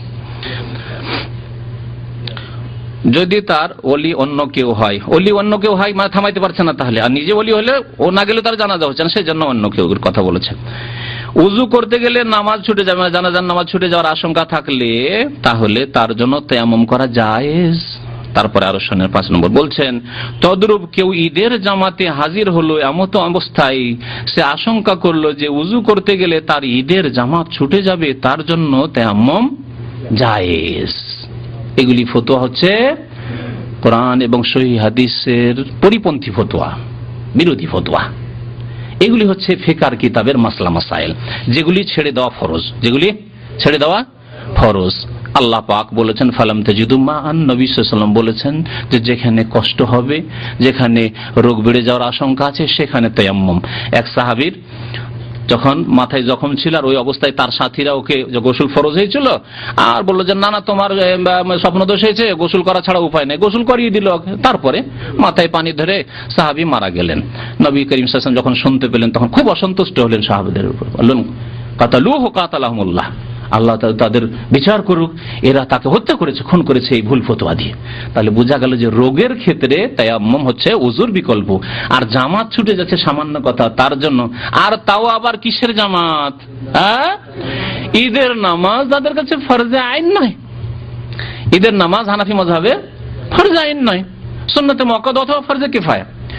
আচ্ছা, আর কি বলে জানাজার নামাজ, ওটাও ফরজে আইন না, ফরজে কিফায়া। ফরজে কিফায়া ছুটে যায়, আমার গ্রামবাসী নামাজ পড়ো হয়ে গেল, আমার কি নামাজ পড়ার প্রয়োজন রয়েছে? 2 নম্বর কথা, জানাজার নামাজে দ্বিতীয় তৃতীয় জামাত করা যাবে না, এমন কোন দলিলও নাই। নবী করিম সাল্লাল্লাহু আলাইহি ওয়াসাল্লাম এশা পরে শুয়ে গেছিলেন, আর মসজিদ নববীর যে ঝাড়ু দিতেন এক মহিলা, কালো মহিলা, সে রাতে ইন্তেকাল করে যায়। সকালের আগে, ফজরের আগে সাহাবায়ে কেরামরা দাফন করে দেয় জানাজা পড়ে। সকাল হয়ে খুঁজছেন কি ব্যাপার, ওই কালো মহিলাকে দেখি না, মসজিদে ঝাড়ু দিত, কোথায় কি ব্যাপার? বলছে মাতাত ফিল বারহা, রাত্রে মারা গেছে। নবী সাল্লাল্লাহু আলাইহি ওয়াসাল্লাম আফালা আযানতুমুনি, বলনি কেন আমাকে? আরে মসজিদের খাদেম, মসজিদ ক্লিন করে, কত ভালো কাজ করে, নেকির কাজ করে, আমি তার জানাজায় হাজির হইতাম, কেন বলনি? রাগলেন নবী করিম সাল্লাল্লাহু আলাইহি ওয়াসাল্লাম তাদের উপর। দুল্লুনি আলা কবরি, বলো তার কবর কোথায় রয়েছে। সকালবেলা, দিন হয়ে, রাত্রে জানাজা হয়ে গেছে, কত পরে নবী সাল্লাল্লাহু আলাইহি ওয়াসাল্লাম যাচ্ছেন, আর যাওয়ার পরে কবর সামনে করে জানাজা নামাজ পড়ছেন। তাহলে হাদিস কি প্রমাণ করে? যে প্রথম জামাত হয়ে গেছে, দ্বিতীয় হয়ে গেছে, তৃতীয় হয়ে গেছে, কোনো অসুবিধা নেই। আপনি গিয়েছেন, বাড়ি গেলে এখান থেকে খবর পেলেন, মায়ের ইন্তেকাল হয়েছে, বাবার ইন্তেকাল হয়েছে, ভাইয়ের ইন্তেকাল হয়েছে, স্ত্রীর ইন্তেকাল হয়েছে, খবর পেলেন, আর গিয়ে পৌঁছিলেন, যাওয়ার পরে দেখলেন জানাজা হয় 2-3-4 দিন হয়ে গেছে, কোনো অসুবিধা নেই। আপনি গেলেন, আমার স্ত্রী জানাজা আমি পড়বো, কবর সামনে করে জানাজা পড়েন আপনি। নবী করিম সাল্লাল্লাহু আলাইহি ওয়াসাল্লাম পড়েছেন, আর কি চান আপনি? তায়াম্মুম চলবে তার জন্য, জামাত ধরার জন্য না। যেগুলি চলবে সেগুলি নাজায়েজ এই মাযহাবে, যেগুলি চলবে সেগুলি নাজায়েজ। কি চলবে বললাম? 2 দিন 3 দিন হয়ে গেলে দ্বিতীয় তৃতীয় জামাত করেন, আর এইরকম বহু লোক আমরা এই অবস্থায় পড়ি। আমি একবার আল কাসিম থেকে দেশে গেলাম, তো আমার এক নিকট আত্মীয় মহিলার ইন্তেকাল হয়েছে, খুব নিকটের। গেলাম, যাওয়ার পরে জানাজা নামাজ পড়লাম, নবী করিম সাল্লাল্লাহু আলাইহি ওয়াসাল্লামের এই হাদিসের উপর আমল করলাম। আমার দেখার প্রয়োজন নেই যে অমুক কি বলেছেন, তমুক কি বলেছেন, অমুক হুজুর আর অমুক ইমাম কি বলেছেন। আমার দেখার প্রয়োজন রয়েছে যে কালা রাসূলুল্লাহ সাল্লাল্লাহু আলাইহি ওয়াসাল্লাম দুল্লুনি আলা কবরিহি, আল্লাহ রাসূল সাল্লাল্লাহু আলাইহি ওয়াসাল্লাম বলেছেন সহিহ বুখারী শরীফের হাদিস যে আমার কবর বাতিলে দাও ওই মহিলার, আমি জানাজার নামাজ পড়বো। আর জানাজা পড়লেন গিয়ে কবরকে সামনে করে, আমি জানাজার নামাজ পড়লাম। এই সুন্নাতের প্রচার করতে হবে, আর এই ভিত্তির ফতোয়াগুলিকে সরাইতে হবে, তাহলেই তো আমরা নবী করিম সাল্লাল্লাহু আলাইহি ওয়াসাল্লামের খাঁটি উম্মত হতে পারবো। জি, তাতে অসুবিধা নেই, আপনি কবর সামনে করে আপনি নামাজ পড়বেন, একটু দূরে দূরে সরে পড়েন, কবরের উপরে নামাজ পড়িয়েন না।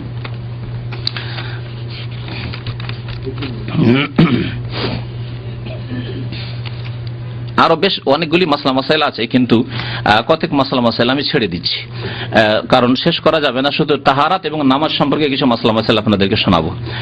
হানাফি মাযহাবের একটি ফতোয়া হলো যে নাজাসাত 2 ভাগে বিভক্ত। নাজাসাত মানে বুঝেন তো, নাপাকি, নাপাক বস্তু, নাপাক বস্তু 2 ভাগে বিভক্ত, নাজাসাতে মুগাল্লাজা বা নাজাসাতে গালিজা আর নাজাসাতে খাফিফা।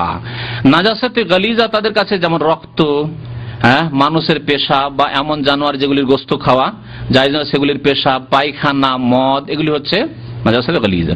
আর নাজাসাতে খাফিফা হচ্ছে যেসব পশুর গোশত খাওয়া যায়, যেমন বকরি, গরু, মহিষ, উট, এগুলির পেশাব বা গোবর, এগুলি হচ্ছে নাজাসাতে খাফিফা।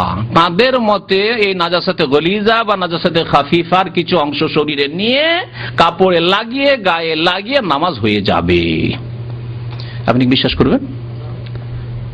মানবেন আপনি যে আপনার গায়ে মানুষের পায়খানা লেগে আছে বা কুকুরের পায়খানা লেগে আছে, গু লেগে আছে, হ্যাঁ, নামাজ পড়বেন নিয়ে? কখনো না। কিন্তু শোনেন, জেনে শুনে শোনেন, তরজমাটা ওনার পড়ে শোনাচ্ছে অনুবাদকের, বলছে অনুবাদ 4 নম্বর, কোন ব্যক্তির শরীরে বা কাপড়ে, শরীরে বা কাপড়ে যদি 1 দিরহাম বা তার চেয়ে কম পরিমাণ নাজাসাতে গলিজা মানে কঠিন নাপাকি বা কঠোর নাপাকি লাগে, যেমন রক্ত, মলমূত্র, মদ প্রভৃতি, তাহলে উক্ত অবস্থায় নামাজ পড়া জায়েজ। শরীরে অথবা কাপড়ে কি লেগে আছে? 1 দিরহাম বরাবর। 1 দিরহাম মানে একটা কয়েন গুলো দেখেছেন, হ্যাঁ, কয়েন, আগে যুগে টেলিফোন করতাম, এখানে যারা পুরনো টেলিফোন, 8 আনার একটু বড়, এটা 1 দিরহাম।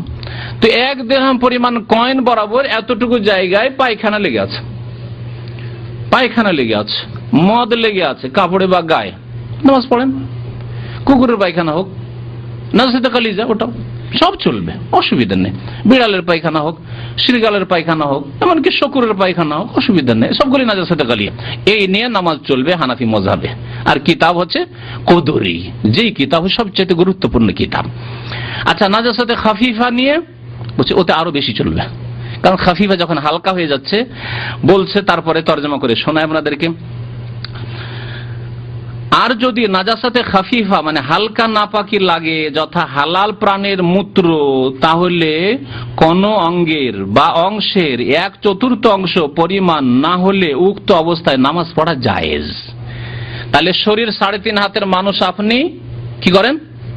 4 ভাগে ভাগ করেন, 4 ভাগে ভাগ করেন মানে 1.25 হাত। তাহলে 3.5 হাতের মানুষ, তাহলে 1.25 হাত কমপক্ষে, 1.25 হাত পর্যন্ত আপনার শরীর, মাথা থেকে তাহলে এই পর্যন্ত 1.25 হাত, 1.25 হাত এখানে চলে আসে বুক পর্যন্ত। বুক থেকে নিয়ে মাথা পর্যন্ত কারো যদি পেশাবে ডুবে থাকে, ওই অবস্থায় নামাজ হয়ে যাবে হানাফি মাযহাবে। নেবেন? জি, কারণ না নাজাসাত তার কাছে, নাপাকি যখন নাপাকি আপনাদের কাছে, তো নাপাকি নিয়ে নামাজ হবে না, এটি হচ্ছে ফতোয়া। সে যারা বলেছেন যে যেসব প্রাণের গোশত খাওয়া যায় সেগুলি পাক, সেই মাসলা যখন আসবে তখন তাদের মাসলা আলাদা, কারণ তারা বলছে পাক। কিন্তু আপনি নাপাকও বলছেন, আবার নাপাক নিয়ে নামাজ পড়ার কথা বলছেন। নাজাসাতে গালিজা বলছেন একবারে নোংরা নাপাকি, কুকুরের পায়খানা, মানুষের পায়খানা, মানুষের পেশাব, আর তা আবার 1 দিরহাম বরাবর কাপড়ে নিয়ে আর শরীরে নিয়ে নামাজ জায়েজ হবে। কেমন ফতোয়া হইল এগুলি? কি কোরআন হাদিসের ফতোয়া? না, ফতোয়া নাই। এইসব ফতোয়া ছেড়ে দিতে হবে।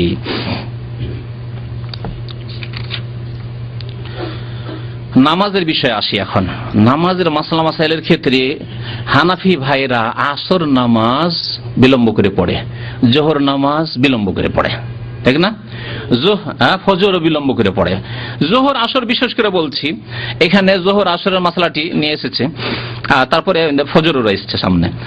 বলছে কিতাবুস সালাত নামাজের অধ্যায়ে وأول وقت الظهر إذا زالت الشمس وآخر وقتها عند أبي حنيفة رحمه الله تعالى إذا صار ظل كل شيء مثله سوى في الزوال। জোহরের আউয়াল ওয়াক্ত হচ্ছে সূর্য গড়ে যাওয়ার পর, এটা ঠিক আছে, কারণ হাদিসে আছে ওয়াক্তু যোহর ইযা জালাতিশ শামস, সূর্য মাথার উপর থেকে গড়ে গেলেই কি হবে? জোহর আউয়াল ওয়াক্ত হয়ে গেল। কিন্তু শেষ ওয়াক্ত হাদিসে, সহিহ হাদিসে এসেছে যে আখির ওয়াক্তি জোহর যখন আসর শুরু হতে যাচ্ছে, সেটা হচ্ছে ইযা সারা জিল্লু কুল্লি শাইইন মিসলাহু, যখন প্রত্যেকটি বস্তুর ছায়া তার সমান হবে। মানে কাঠি একটা খাড়া করেন, খাড়া করে দেখছেন যে কাঠি সমান তার ছায়া হয়ে গেছে, তাহলে কি হয়েছে? আসরের সময় হয়ে গেছে, মানে জোহরের রক্ত বেরিয়ে গেছে। কিন্তু ইমাম আবু হানিফা রাহমাতুল্লাহ আলাইহি বলছেন যে না, 2 কাঠি হইতে হবে, 1 কাঠি না। 2 কাঠি হইলে জোহরের সময় শেষ হলো, আর তার সাথে সাথে ফাইয়ে জওয়াল, ওটা সবার কাছে বাদ। ফাইয়ে জওয়াল বলে দুপুরের সময় যখন মাথার উপর বেলা, তখন সামান্য একটা ছায়া থাকে, গ্রীষ্মকালে কম থাকে, কারণ মাথার উপর দিয়ে যেহেতু সূর্য যাচ্ছে কম থাকে, আর শীতকালে যেহেতু ওই দিক দিয়ে পালিয়ে যাচ্ছে, পূর্ব দিকে উঠছে আর ওই দিক দিয়ে সূর্যটা পালিয়ে যাচ্ছে, এই জন্য দেখা যাবে যে এরকম করে খাড়া করলে মাথার উপরে বেলা আছে, মানে এই সামনে আছে, কিন্তু ছায়াটা বড় হচ্ছে, এটাকে ফাইয়ে জাওয়াল বলে। ওই ছায়াটা বাদ দিয়ে 1 কাঠি হওয়াটা সহিহ হাদিস। 1 কাঠি যখন হয়ে গেছে, জোহর রক্ত শেষ, আসর রক্ত শুরু। কিন্তু ইমাম আবু হানিফা রাহমাতুল্লাহ নিকটে না, 2 কাঠি হইতে হবে। 2 কাঠি হলে তাহলে আসরের নামাজ 3টাই পড়তে পারছেন না, 3:30টায় পড়তে পারছেন না, কয়টায়? 5টায় গিয়ে। এই জন্য হানাফি ভাইরা 5টার আগে তাদের মসজিদে বা 4:30টা 5টা হয়ে যায় অনেক সময়। যখন 6:30টায় বেলা ডুবে আমাদের দেশে, তখন তারা 5টা তারপরে নামাজ পড়ে, তার আগে তারা নামাজ পড়ে না। আর জয়ীফ দুর্বল নামাজ তারা পড়ে, সহিহ হাদিস মোতাবেক তারা এই আসরের নামাজ পড়ে না, আসরের নামাজ বিলম্ব করে নামাজ পড়ে। অথচ নবী সাল্লাল্লাহু আলাইহি ওয়াসাল্লাম বলেছেন যে আসরের নামাজ বিলম্ব করে নামাজ পড়া হচ্ছে তিলকা সালাতুল মুনাফিকিন, মুনাফিকদের নামাজ। বিলম্ব করে নামাজ পড়া, আরামসে লম্বা শুইল, আর শোয়ার পরে উঠলো, এখন 5টা বাজছে, ঘুম যথেষ্ট হয়ে গেছে, 3টার সময় খেয়ে শুয়েছেন, 5টায় উঠছে, যথেষ্ট না। তিলকা সালাতুল মুনাফিকিন ইয়ানকুরু আরবান, 4টা ঠক্কর লাগাইলো, ধার করে তাড়াতাড়ি নামাজ পড়তে হবে কারণ বেলা যাচ্ছে না, এইরকম নামাজ না।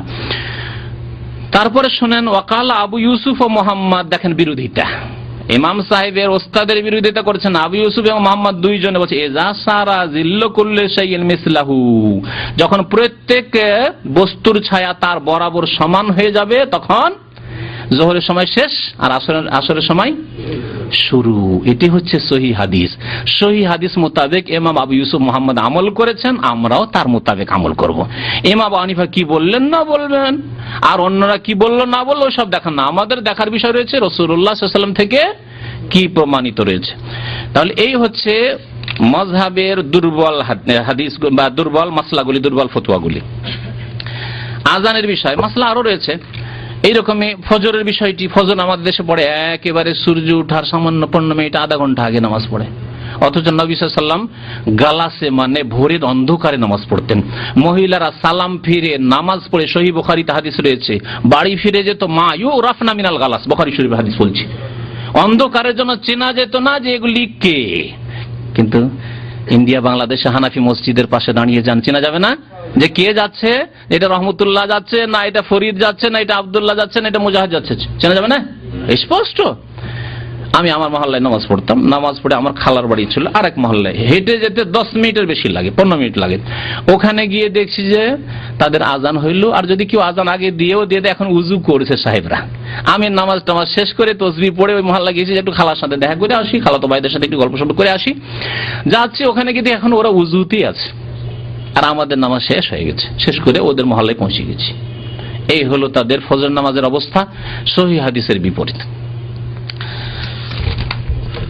আজান সম্পর্কে 2 রকমের আজান রয়েছে সহিহ হাদিসে। বেলাল রাদিয়াল্লাহু তাআলা আনহুর আজান রয়েছে, আর একামত রয়েছে। একামত একরা এবং আজান তারজিহ নেই। তারজি নেই মানে আশহাদু আল্লা ইলাহা ইল্লাল্লাহ, আশহাদু আল্লা ইলাহা ইল্লাল্লাহ, আশহাদু আন্না মুহাম্মাদুর রাসূলুল্লাহ, আশহাদু আন্না মুহাম্মাদুর রাসূলুল্লাহ, বাস। কিন্তু এটাকে আরো ডবল মানে আরো চারবার এটাকে তারজি বলা হয়। ইমাম আবু হানিফা রাহমাতুল্লাহ আলাইহির মাযহাবে বা হানাফি মাযহাবে আযানে তারজি নেই, ঠিক আছে। বিলাল রাদিয়াল্লাহু তাআলা আনহুর আযানের আমল হয়েছে, কিন্তু একামতটা আবার মক্কা থেকে নিয়েছে। মদিনার আযান আর মক্কার একামত এইরকম কেন, টানা পড়া কেন? যদি নিতে হয় দুটোই, যেমন আমাদের ফতোয়া হচ্ছে যে আপনি দুই রকমই আযান একামত দিতে পারেন। বেলাল রাদিয়াল্লাহু তাআলা আনহুর যদি আযান দেন তারজিবিহীন, তাহলে একামত একরা দিবেন, আল্লাহু আকবার আল্লাহু আকবার সাল্লাল্লাহু আলাইহি ওয়াসাল্লাম রাসূলুল্লাহ, যেমন এখানে একামত শুনছেন। আর আবু মাহজুরা রাদিয়াল্লাহু তাআলা আনহু যখন মক্কা বিজয় হইল, তখন নতুন মুসলমান হলেন। নতুন মুসলমান আর যুবক ছেলে আযান দিয়েছে, খুব সুন্দর কণ্ঠ, মধুর কণ্ঠর। নবী করিম সাল্লাল্লাহু আলাইহি ওয়াসাল্লাম শুনলেন যে এই ছেলেটিকে ডেকে নিয়ে আসো তো, কে ছেলেটি, এত সুন্দর তার আওয়াজ গলার। আবু মাহজুরা, আযান দাও তো, এত সুন্দর গলা তোমার, আযান দাও। আযান দিলাম, একেবারে সুন্দর। বলে ঠিক আছে, তুমি মক্কার মুয়াজ্জিন। আজকে থেকে মক্কা বিজয় হলো, আর মক্কার প্রথম মুয়াজ্জিন আবু মাহজুরা রাদিয়াল্লাহু তাআলা আনহু। তার আযানে তারজি ছিল, মানে আশহাদু আল্লা ইলাহা ইল্লাল্লাহ, আশহাদু আল্লা ইলাহা ইল্লাল্লাহ, আশহাদু আন্না মুহাম্মাদুর রাসূলুল্লাহ, আশহাদু আন্না মুহাম্মাদুর রাসূলুল্লাহ, আস্তে করে বলে নিয়ে, এই চারটা বলে নিয়ে দুইবার করে চারবার হলো, তাহলে বলে নিয়ে তারপরে জোরে আশহাদু আল্লা ইলাহা ইল্লাল্লাহ, আযানে যেটা বলছে। তাহলে 4 15 উপরে 4 বেশি হয়ে গেলে কতটি হবে? কতটি আযানের কলেমা? কতটি? 17 21 হবে তাহলে। হ্যাঁ, বলে গেছেন আল্লাহু আকবার আল্লাহু আকবার, হ্যাঁ আল্লাহু আকবার আল্লাহু আকবার, আশহাদু আল্লা ইলাহা ইল্লাল্লাহ, আশহাদু আল্লা ইলাহা ইল্লাল্লাহ, আশহাদু আন্না মুহাম্মাদুর রাসূলুল্লাহ, আশহাদু আন্না মুহাম্মাদুর রাসূলুল্লাহ, হাইয়া আলাস সালাহ, হাইয়া আলাস সালাহ, হাইয়া আলাল ফালাহ, হাইয়া আলাল ফালাহ। হ্যাঁ, আল্লাহু আকবার আল্লাহু আকবার, লা ইলাহা ইল্লাল্লাহ। 17টি আর 4টি যদি তারজি লাগানো হয়, তাহলে আবু মাহজুরা রাদিয়াল্লাহু তাআলা আনহুর আযানের কলেমার সংখ্যা হচ্ছে 21। তাহলে এটাও জায়েজ আছে, যেটা নবী সাল্লাল্লাহু আলাইহি ওয়াসাল্লাম ওখানে সাব্যস্ত রেখেছেন মক্কায়, সেটাও জায়েজ আছে। এই জন্য এই দেশে বা আমাদের দেশের যারা কোরআন এবং হাদিসের অনুসারী আহলে হাদিস ভাইরা, তারা দুই রকম আযান দেওয়া জায়েজ মনে করে এবং আযান হয় এরকম। মদিনা ইউনিভার্সিটিতে দুই রকমের আযান হয়, বেলাল রাদিয়াল্লাহু তাআলা মদিনার আযানও হয়, আর মক্কার আযান আবু মাহজুর রাদিয়াল্লাহু তাআলা ওই আযানও হয়। কিন্তু এই ফিকর কিতাবে দেখেন বলছেন আল আযানু সুন্নাতুন লিস-সালাওয়াতিল খামসে ওয়াল জুমআতি দুনা মা সিওয়াহা। প্রথম কথা, আযানকে সুন্নত করে হালকা করে দিয়েছে, অথচ আযান ফরজ। নবী করিম সাল্লাল্লাহু আলাইহি ওয়াসাল্লাম বলেছেন, কোন গ্রামে বা শহরে যদি আযান না হয়, তাহলে শয়তান ছেয়ে যাবে সব এলাকায়। যাই হোক, সুন্নত নয়। ওয়ালা তারজিয়া ফিহি, তারপরে বলছেন যে এই আযানে তারজি জায়েজ নয়। হানাফি মাযহাবে আযানে তারজি জায়েজ নয়। নবী করিম সাল্লাল্লাহু আলাইহি ওয়াসাল্লাম আবু মাহজুরাকে দিয়ে আযান দেওয়ালেন তারজি সহকারে মক্কাতে, আর ফিকাতে হ্যাঁ হানাফি ফকিহ কি বলছেন যে ওয়ালা তারজিয়া ফিহি, তারজি আযানের মধ্যে তারজি দুরুস্ত নেই। বাংলায় তরজমা করছে আযানের মধ্যে তারজি দুরুস্ত নেই। তা কার উপর আপত্তি? অথচ সহিহ হাদিস, নবী করিম সাল্লাল্লাহু আলাইহি ওয়াসাল্লাম সুন্নতের আপত্তি। যদি তরজি জায়েজ না, মক্কাটা নেব না, তো ইকামত আবার মক্কা ডবল কেন নেব? ইকামতে কেন আল্লাহু আকবার আল্লাহু আকবার আল্লাহু আকবার আল্লাহু আকবার, আশহাদু আল্লা ইলাহা আশহাদু আল্লা ইলাহা, এটা ডবল কেন আবার? এখান থেকে কিছু আর ওখান থেকে কিছু না, নিলে দুটোই নিতে হবে।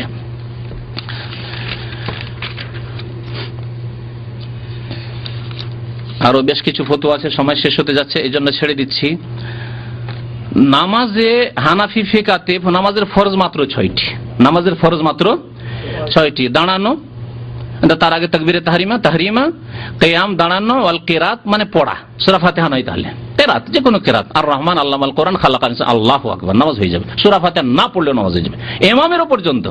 কারণ এটা ফরজ বলা হচ্ছে সবার ক্ষেত্রে, মুক্তাদির ক্ষেত্রে। মুক্তাদি তো তাদের কাছে নাজায়েজ, কিন্তু ইমাম বা একা নামাজ পড়ছেন আর আপনি বলেন কোন সূরা পড়ে নেন, বাস হয়ে গেল। সূরা ফাতিহা পড়া তাদের কাছে ফরজ নয়। কিরাত, রুকু, সিজদা, কাদা, আখিরা, শেষ বৈঠক কতটা করতে হবে? মিকদারুত তাশাহুদ, তাশাহুদ পড়ার পরিমাণ সহ, বসা শুধু কাদা বাস। তাহলে আত্তাহিয়াত পড়া তাদের কাছে ফরজ নয়, সালাম ফিরা তাদের কাছে ফরজ নয়, ইতমিনানের সাথে নামাজ পড়া, ধীর স্থিরতার সাথে ফরজ নয়, রুকনগুলিকে সুষ্ঠুভাবে আদায় করা, তাদিরুল আরকান, এগুলি তাদের কাছে ফরজ নয়। সহিহ হাদিসের আলোকে নামাজের ফরজ হচ্ছে কয়টি জানেন? 14টি ফরজ। এই এক গেল। তারপরে শোনেন, তাকবীর দেওয়ার সময় নবী করিম সাল্লাল্লাহু আলাইহি ওয়াসাল্লাম সারা জীবন আল্লাহু আকবার বলে নামাজ পড়েছেন। কোনদিন আল্লাহু আকবারের জায়গায় আর রহমান আকবার বলেছেন? আর রহমানু জলিলুন আর রহমানু কাদিরুন বলেছেন?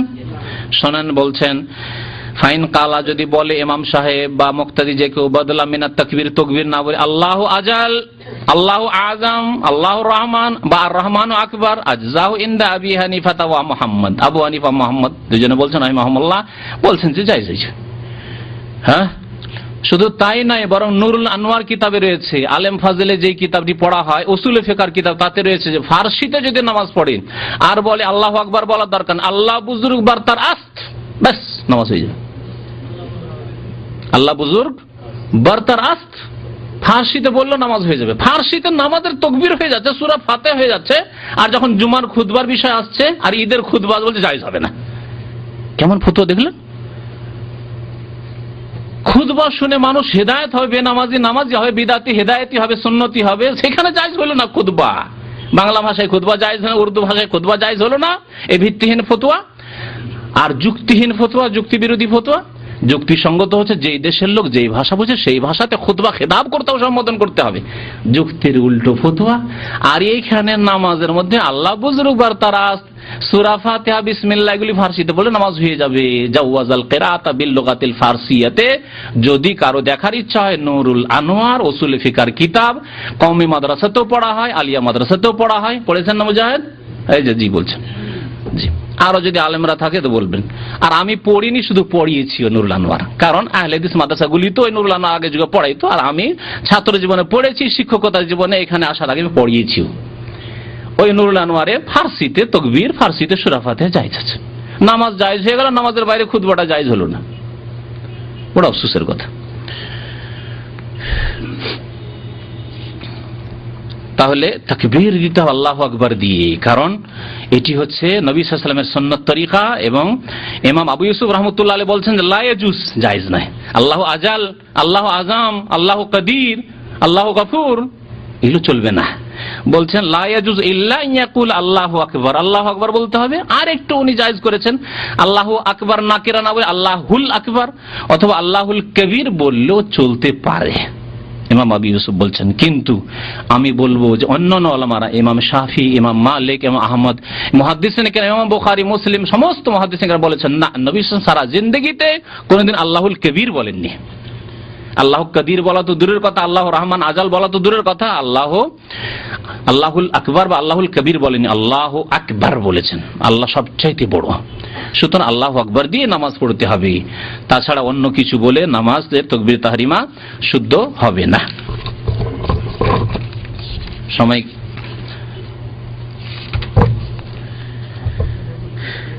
আর একটি ফতোয়া হচ্ছে ওয়ায়ুকরাহু তাকদিমুল আবদে ওয়াল আরাবি ওয়াল ফাসিক ওয়াল আমা। বলছে যে ইমামতি দেওয়া গোলামকে, যদি দাস হয় কৃত দাস, ইমামতি দেওয়া মাকরুহ তাদের কাছে। বেচারা গোলাম হয়ে গেছে, ভাগ্যচক্রে গোলাম হয়ে গেছে, এটা আবার তার ইমানে কি দুর্বলতা আছে? দুর্বলতা আছে? আল্লাহ ওয়ালা হইতে পারে গোলাম। নবী করিম সাল্লাল্লাহু আলাইহি ওয়াসাল্লামের বহু সাহাবী, বহু তাবেঈন, বড় বড় আলেম হয়েছেন তারা। নাফে মাওলা ইবনে ওমর, আব্দুল্লাহ বিন ওমরের স্বাধীনকৃত গোলাম নাফে, বড় আলেম ছিলেন তাবেঈদের মধ্যে। এরকম বহু রয়েছেন সাহাবে কেরাম তাবেঈনদের মধ্যে। তারপরে আরবি না হয় বেদুইন, ফাসিক না হয় ফাসিক, ঠিক আছে, তাদের ইমামতি মাকরুহ। ওয়াল আহমা, অন্ধ, হানাফি মাযহাবে অন্ধের ইমামতি মাকরুহ। আরাফার মাঠে বর্তমানে আজকে প্রায় 20-25 বছর থেকে, কারণ আমার সৌদি আরবে 21 বছর হয়ে যাচ্ছে, তো এই 20-21 বছর থেকে দেখে আসছি প্রত্যেক হজে যে ইমামতি করেন আরাফার বড় জামে মসজিদের মসজিদ নামের আর কে বলেন? হ্যাঁ, সৌদি আরবের বর্তমান প্রধান মুফতি, তার নাম আব্দুল আজিজ বিন আব্দুল্লাহ আলী শেখ। তিনি দুই চোখের অন্ধ।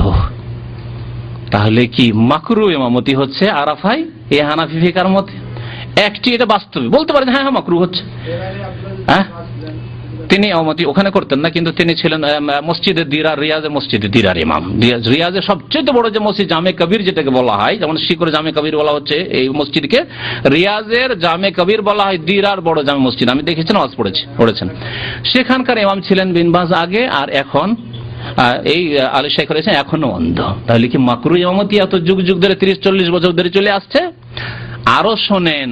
এখন এগুলি তো না হয় মানুষের আমল আমরা পেশ করব না, এমনিতে পেশ করলাম। দলিল হিসাবে যখন পেশ করব, রাসূলুল্লাহ সাল্লাল্লাহু আলাইহি ওয়াসাল্লাম যখন জিহাদে গিয়েছেন, মদিনার মসজিদে নববীর ইমাম নায়েব তার অ্যাসিস্ট্যান্ট স্থলাভিষিক্ত নিযুক্ত করেছেন কাকে বলতে পারেন?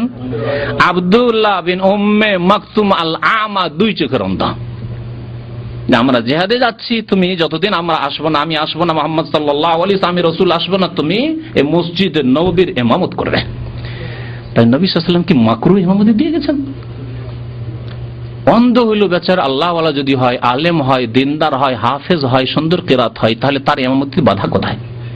ইমামতের বাধা হচ্ছে ফাসিক যদি হয়, বিদাতি যদি হয়, গুনাহগার হয়, অথবা আপনার এইরকম যেগুলি ত্রুটি রয়েছে শরীয়তে সেগুলি হয়, বা শুদ্ধ কেরাত পড়তে জানে না, বা ভালো আলেম আছে, তাহলে এই নগণ্যকে কেন দিবেন, তার ছোটকে কেন ইমামতি দিবেন, যোগ্যকে ইমামতি দেন, এগুলি বিষয় রয়েছে।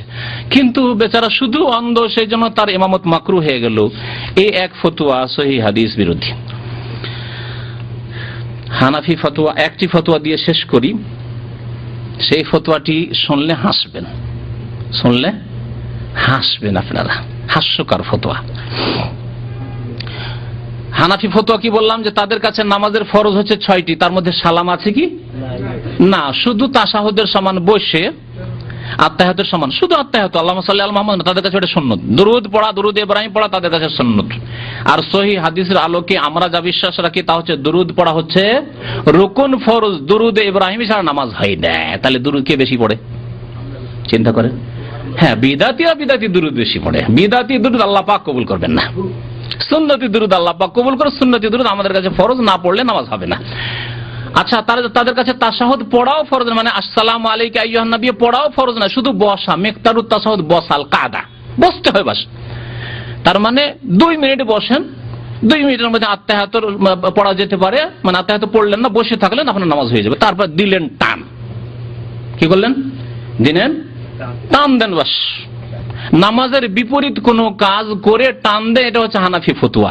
হানাফি ফতোয়ার কিতাব এটাকে লিখেছে আল খুরুজ বিসুনহি, ইচ্ছাকৃত নামাজ বিরোধী কোন কাজ করে নামাজ থেকে এক্সিট করতে হবে, নামাজ থেকে এক্সিট করতে হবে। যেমন কেউ যদি ছুটি দেয় না, মালিক ছুটি দেয় না, সৌদি আরব থেকে আমি এক্সিট করব, যাব, তাহলে একটা বদমাশি দুষ্টামি করুক, হ্যাঁ, রাস্তায় গিয়ে কোনো বদমাশি একটা মারামারি করুক, অথবা কোনো মহিলার গায়ে হাত দিয়ে দিক, থাকতে পারবে? খালাস। তো এইরকম করলে নামাজ হয়ে যাবে। শোনেন ফতুয়া, হানাফি ফতুয়া।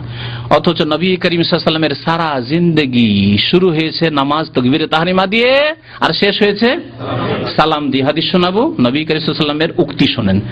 মিফতাহুস সালাতি আত-তুহুর, নামাজের চাবি হচ্ছে পবিত্রতা, ওযু, গোসল ফরজ থাকলে। ওয়া তাহরিমুহা তাকবীর, নামাজের তাহরিমা আরম্ভ হচ্ছে তাকবীর, আল্লাহু আকবার, আর রহমান আকবার নয়, তাকবীর আল্লাহু আকবার বলা। আর ওয়া তাহলিলুহা তাসলিম, নামাজের তাহলিল হচ্ছে, নামাজ শেষ হচ্ছে, সমাপ্তি হচ্ছে তাসলিম, সালাম ফিরে। তাশাহুদের সমান বসেই নামাজ শেষ হয়ে যাবে এই কথা ঠিক নয়। নবী করিম সাল্লাল্লাহু আলাইহি ওয়াসাল্লাম কি বললেন? ওয়া তাহলিলুহা আত-তাসলিম, সালাম ফিরতে আসসালামু আলাইকুম ওয়া রাহমাতুল্লাহ, আসসালামু আলাইকুম ওয়া রাহমাতুল্লাহ, তাহলে নামাজ শেষ হবে। এখন হানাফি হাস্যকর ফতোয়া শোনেন, বিত্তিন আর সহিহ হাদিস বিরোধী ফতোয়া। বলছেন যে কোন ব্যক্তি ওয়াইন তাকাল্লামা ফি সালাতিহি সাহিয়ান আও আমিদান বাতালাত সালাতুহু, বলছে যে কেউ যদি ইচ্ছা করে অথবা ভুল করে কথা বলে নামাজের অবস্থায়, তো নামাজ বাতিল হবে, কথা ঠিক এটা। তারপরের মাসলা শুনেন, ওয়াইন সাবাকাহুল হাদাসু বাদামা কাদা কাদরাত তাশাহুদে তাওয়াদ্দা ওয়া সাল্লামা, ওয়াইন তাআম্মাদাল হাদাসা ফি হাযিহিল হালাতি আও তাকাল্লামা আও আমিলা আমালান ইউনাফিস সালাতা তাম্মাত সালাতুহু। আরবি পড়ে দিলাম, বাংলা তরজমা আমি না করে তার পড়াটা শোনাই আপনাকে। বলছেন যে যদি কারো তাশাহুদ পরিমাণ বসার পর উযু নষ্ট হয়ে যায়, উযু কি হয়ে যায়? নষ্ট হয়ে যায়। নষ্ট নিজে থেকে করেননি, ফুস করে বেরিয়ে গেছে, মানে অনিচ্ছাকৃত বেরিয়ে গেছে, নষ্ট হয়ে যায়, তাহলে উযু করে এসে সালাম ফিরবে, তাহলে নামাজ এখনো হয়নি। অনিচ্ছাকৃত যে বেরিয়ে গেল, ইচ্ছা করে বেরোলে না, ইচ্ছা করে এক্সিট করতে হতো, মানে দুষ্টামি করে এক্সিট করতে হয়তো, ভালোভাবে আমি ইচ্ছা করিনি তারপরে বেরিয়ে গেল, কাজ হবে না। বলছে যা উযু করে এসো, আর উযু করে এসে নামাজ আবার দৌড়াইতে হবে না, কি করতে হবে? শুধু এসে বসে সালামটা ফিরে দাও, হয়ে গেল। হ্যাঁ, বলছে উযু করে এসে সালাম ফিরাবে। এটা তো মাসলা হইল, এটাও ভিত্তিহীন ফতোয়া। তারপরে শোনেন, তারপরে এটা আরো হাস্যকর, যদি কেউ এই অবস্থায় স্বেচ্ছায় উযু নষ্ট করে, উযু নষ্ট হয়নি, দিল একবারে, বাই সরবি না দিব, কোদ দিয়ে সরাবো, এইরকম কিছু। আচ্ছা, শুধু বাই সরার সাথে নয়, বাই সরা একটা ফতোয়া, আর একটা হচ্ছে যে পাশের লোকের সাথে, ভাই কেমন আছেন, সালাম আলাইকুম, টান দিয়ে চলে গেল। আত্তাহিয়াতের সমান বসেছে না, সালামও ফিরবে না, ওটা সালাম দেওয়া নয়, কথা বলা। তাশাহুদের সমান বসা হয়েছে, বসার পরে বলছেন জামাল ভাই কেমন আছেন, নামাজ শেষ। হ্যাঁ, এটা কাউকে বললি হয়?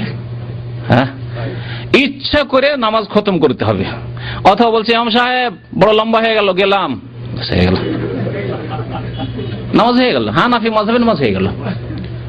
হানাফি মাযহাবের নামাজের কিতাব পড়ে শোনাচ্ছে, শোনেন, কোনো বাড়াবাড়ি কথা না, কারণ আল্লাহ পাক বাড়াবাড়ি কথা যেন না বলে। যদি কেউ এই অবস্থায় স্বেচ্ছায় উযু নষ্ট করে বা কথা বলে, স্বেচ্ছায় উযু নষ্ট করলো মানে উযু নষ্ট করে যেগুলি কারণ আছে সেগুলি করলো, অথবা কথা বলে দিল, নামাজের অবস্থায় কথা বললো, যেমন বললাম উদাহরণস্বরূপ এরকম কোনো কথা বললো।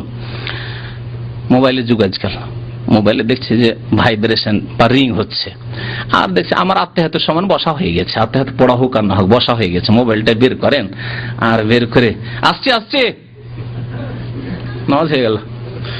স্ত্রী টেলিফোন করছে, হোম মিনিস্টার আসছে আসছে, ব্যাস যথেষ্ট, বা মোদির আছে, খালাস যাই যাই, চলবে।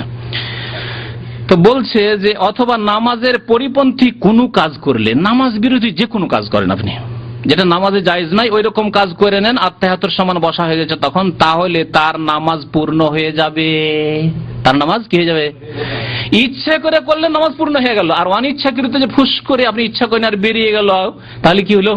নামাজ হলো না। উযু করে এসো, এসে একটু বসো, সালাম ফিরো, তাহলে নামাজ হবে। জি, ইচ্ছাকৃত করতে হবে। শেষখানে একটি মজার গল্পের দিকে ইশারা করছি, গল্পটা খুব বড় আছে। সুলতান মাহমুদ গজনবী রহমতুল্লাহ আলী, যে ভারত দখল করেছিলেন, ভারতে গিয়েছিলেন অনেকবার, গুজরাটে গিয়েছেন, সোমনাথ মন্দির আক্রমণ করেছেন, আফগানিস্তানে ছিলেন, উনি হানাফি মযহাবের লোক ছিলেন। তো হানাফি মযহাব থেকে ওনাকে টানার জন্য এক আলেম তদবির করলো। ওইদিকে হানাফিরা টানে যে না, এত বড় সুলতান বাদশাকে যদি আমাদের সাথে রাখতে পারি আমাদের কাজ হবে। আর সাফি আর হানাফির খুব লড়াই, তখন দ্বন্দ্ব চলছিল, সাফি আর দুদিকে মযহাবপন্থী। আফগানিস্তানে এইসব এলাকায় খুব দ্বন্দ্ব, টানতে পারে কে? শাফি মযহাবের যে একজন আলেম ছিলেন, খুব মানে পটু, বিচক্ষণ, এগুলো পড়াশোনা। উনি বললেন, হযরত আপনি বাদশা নামদার, আপনাকে বলছি যে আপনাকে আল্লাহ পাক জ্ঞান দিয়েছেন, আমি একবার হানফি নামাজ পড়ে দেখাবো, একবার শাফি নামাজ পড়ে দেখাবো, যেই নামাজ আপনার পছন্দ হয় সেই মযহাব আপনি গ্রহণ করুন, আপনার ইচ্ছা। এখন তারপরে হানাফি নামাজ পড়ে দেখালেন। হানাফি নামাজ শুরু করলেন, প্রথমে বলেন কি দিয়ে শুরু করবেন? প্রথমে হ্যাঁ, যতগুলি আছে হ্যাঁ শুরু করলেন। আচ্ছা, শুরু করার সময় তাকবীর না, আরবিতে তাকবীর না, শুরু করলেন ফার্সি ভাষায়। কেন? কারণ ও আলেম তো ফার্সি ভালো করে জানেন, আফগানিস্তানের লোক, ইরান এলাকার লোক। আল্লাহ বুজুর্গবার তারাস শুরু করে দিই। আচ্ছা, তার আগে আবার ওগুলো তো বলিনি, তার আগে শরীরে 1 দিরহাম বরাবর পায়খানা লাগিয়ে নিয়েছে, আর গন্ধ ছড়া ছাড়া মাছি ভ্যান ভ্যান করে বসছে। তারপরে 4 ভাগের 1 ভাগ কাপড়ে গরুর পেশাব লাগিয়ে দিয়েছে, মাছি খালি ভ্যান ভ্যান করছে আর গন্ধ ছড়াচ্ছে। উযু করেছেন নবিজ দিয়ে, মানে নবিজ বলে যে খেজুর ভিজিয়ে রেখে যেটা রস হবে তা দিয়ে হানাফি মাযহাব উযু জায়েজ আছে। ওই দিয়ে উযু করেছে, শরীর আঠা আঠা হয়ে আর মিষ্টি হয়ে আছে, তার মাছি দৌড় দিয়ে মাছি চলে এসছে, মাছি খালি মাছিতে খেয়ে নিয়েছে। এই নামাজ শুরু করেছে। তারপরে সূরা ফাতিহা ফার্সি দিয়ে, সূরা ফাতিহা পড়লো না, ফার্সি তরজমা পড়লো সূরা ফাতিহা। এই তাড়াহুড়ার নামাজ, কারণ অতি তো তাদিল আর কারণে ইতমিনানে দেখলেন যে 6টা ফরজ 14টা ফরজ নেই, ইতমিনানের সাথে নামাজ টামাজ পড়া ফরজ নেই। এই দেখছেন হানাফি মসজিদের নামাজ, রুকুতে যাচ্ছে দাঁই করে, উঠছে দাঁই করে, রুকু থেকে উঠে দাঁড়িয়ে সোজা হবে না, দাঁই করে একবারে টান দিল শেষদায়। ওইভাবে নামাজ তাড়াতাড়ি করে পড়ে আর শেষখানে বসে দিল জোরে কোঁত, একবারে দিয়ে হাওয়া খারিজ করে দিল। বলে বাদশা নামদার নামাজ শেষ হয়ে গেল, হানাফি নামাজ। বলছে এখন সাফি নামাজ দেখা, বলছে বাদশাহ নাম্বার সাফি নামদার যদি সাফি নামাজ পড়তে হয় তাহলে আমাকে গোসল করে আসতে হবে, কারণ আমার শরীরে পায়খানা লেগে আছে 1 দিরহাম, আর রোবো সব 4 ভাগের 1 ভাগ কাপড়, আর গা তো গরুর মুতে ডুবে আছে, আমাকে গোসল করে আসতে হবে। গোসল করে আসতে গোসল করে দিয়ে পরিষ্কার পরিচ্ছন্ন হয়ে এসে আল্লাহু আকবার দিয়ে নামাজ শুরু একবার হইল। সুন্দর করে নামাজ পড়ে ইতমিনানের সাথে, তাদিল আরকানের সাথে নামাজ পড়ে, আত্তাহিয়াত পড়ে, দুরুদ পড়ে, দুরুদ পড়েন কারণ দুরুদ ওদের কাছে জরুরি নাই, একদল তাশাহুদ বসে আত্তাহিয়াত পড়েননি, আত্তাহিয়াত পড়লেন, দুরুদ পড়লেন, দোয়া মাসুরা পড়লেন, সালামও ফরজ শাফি মাযহাবে, আসসালামু আলাইকুম ওয়া রাহমাতুল্লাহ, আসসালামু আলাইকুম ওয়া রাহমাতুল্লাহ। এখন বাদশাহ নামদার আপনার মর্জি, এই নামাজ নেবেন না ওই নামাজ নেবেন? সেই নামাজ আরে ওই নামাজ কি নেবো, মাছি ভ্যান করছে আর তোমার গন্ধ থাকা যায়, ওই নামাজ আবার কেন নিতে যাবো, ওই নামাজ নেব না। সেই দিন থেকে সুলতান মাহমুদ গজনবী হানাফি মাযহাব বাদ দিয়ে শাফি হয়ে গেলেন। এই যদি এটি মানে কিস্সাটি কোনো ভিত্তিহীন কিস্সা নয়, মানে কিস্সা কাহিনী উপন্যাসের মতো না, এই কিস্সা একটি কিতাব রয়েছে হাকিকাতুল ফিকহ, উর্দু ভাষায় রয়েছে কিতাবটি হাকিকাতুল ফিকহ, ওই কিতাবে উল্লেখ করা হয়েছে এবং তাতে বরাত দেওয়া হয়েছে যে কোন কিতাব থেকে নকল করেছেন সেই জামানায় সুলতান মাহমুদ গজনবীর জামানায় বা তারপরের জামানায় যেসব কিতাব লেখা আছে সেই কিতাবের বরাত দিয়ে ঘটনাটি উল্লেখ করা হয়েছে। তো যাই হোক, সহি শুদ্ধ নামাজ যেন আল্লাহ পাক আপনাদেরকে আমাদেরকে পড়ার তৌফিক দান করেন। আল্লাহ পাক রব্বুল আলামিন যেন কোরআন এবং হাদিসের উপর আমল করার তৌফিক দান করেন। আল্লাহ পাক আমাদের সংশোধন করার যেন তৌফিক দান করেন। অন্ধ গোঁড়ামি আল্লাহ পাক যেন আমাদের দূর করে দেন। আল্লাহ পাক রব্বুল নবী করিম সাল্লাল্লাহু আলাইহি সাল্লামের ইত্তিবা করার, অনুসরণ করার আমাদের সকলকে যেন তৌফিক দান করেন। ওয়া সাল্লাল্লাহু আলা নবিয়িনা মুহাম্মদ ওয়া আলা আলিহি ওয়া সাহবিহি আজমাইন। আল্লাহ পাক যেন আমাদেরকে যেখানে রাখেন সহি সালামতে রাখেন, আমাদের ঈমানের, জানমালের সবকিছু আল্লাহ যেন হেফাজত করেন। আমাদেরকে ফিতনা, ফাসাদ, বালা মুসিবত থেকে, জালেমদের জুলম অত্যাচার থেকে যেন আল্লাহ নিরাপদ রাখেন। আল্লাহ পাক আমাদেরকে যেন সুস্থ রাখেন, আমাদের ভাইদেরকে যেন সুস্থ রাখেন, সহি সালামতে রাখেন এবং সহি সালামতে আবার গন্তব্য স্থানে যেন ফিরিয়ে নিয়ে আসেন। ওয়া সাল্লাল্লাহু আলা নবিয়িনা মুহাম্মদ।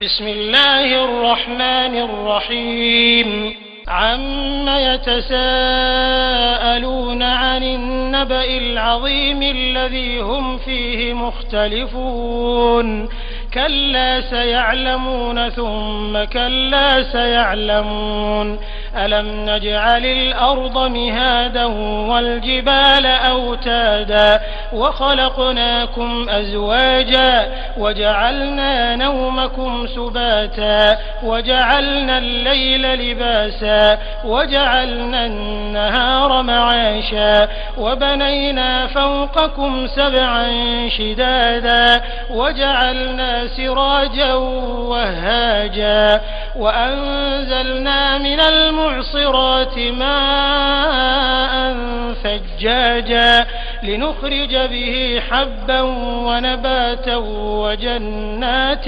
ألفافا إن يوم الفصل كان ميقاتا يوم ينفخ في الصور فتأتون أفواجا وفتحت السماء فكانت أبوابا وسيرت الجبال فكانت سرابا إن جهنم كانت مرصادا للطاغين مآبا لابثين فيها أحقابا لا يذوقون فيها بردا ولا شرابا إلا حميما وغساقا جزاء وفاقا إنهم كانوا لا يرجون حسابا وكذبوا بآياتنا كذابا وكل شيء أحصيناه كتابا فذوقوا فلن نزيدكم إلا عذابا إن للمتقين مفازا حدائق وأعنابا وكواعب أترابا وكأسا دهاقا لا يسمعون فيها لغوا ولا كذابا جزاء من ربك عطاء حسابا رب السماوات والأرض وما بينهما الرحمن لا يملكون منه خطابا يوم يقوم الروح والملائكة صفا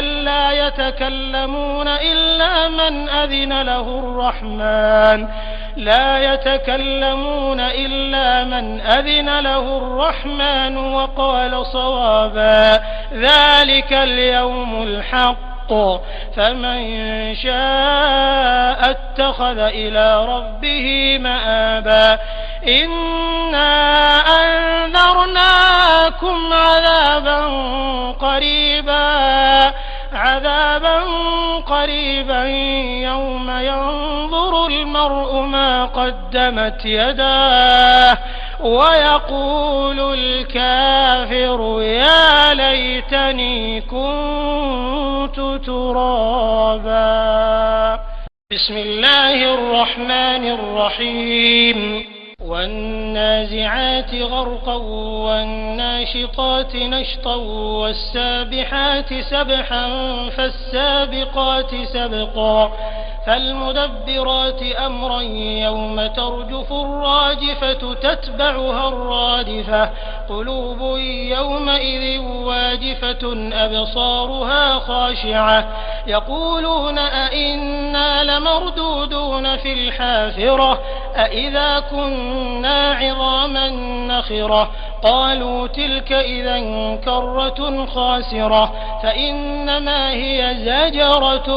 واحدة فإذا هم بالساهرة هل أتاك حديث موسى إذ ناداه ربه بالوادي المقدس طوى اذهب إلى فرعون إنه طغى فقل هل لك إلى أن تزكى وأهديك إلى ربك فتخشى فأراه الآية الكبرى فكذب وعصى ثم أدبر يسعى فحشر فنادى فقال أنا ربكم الأعلى فأخذه الله نكال الآخرة والأولى إن في ذلك لعبرة لمن يخشى أأنتم أشد خلقا أم السماء بناها رفع سمكها فسواها وأغطش ليلها وأخرج ضحاها والأرض بعد ذلك دحاها أخرج منها ماءها ومرعاها والجبال أرساها متاعا لكم ولأنعامكم فإذا جاءت الطامة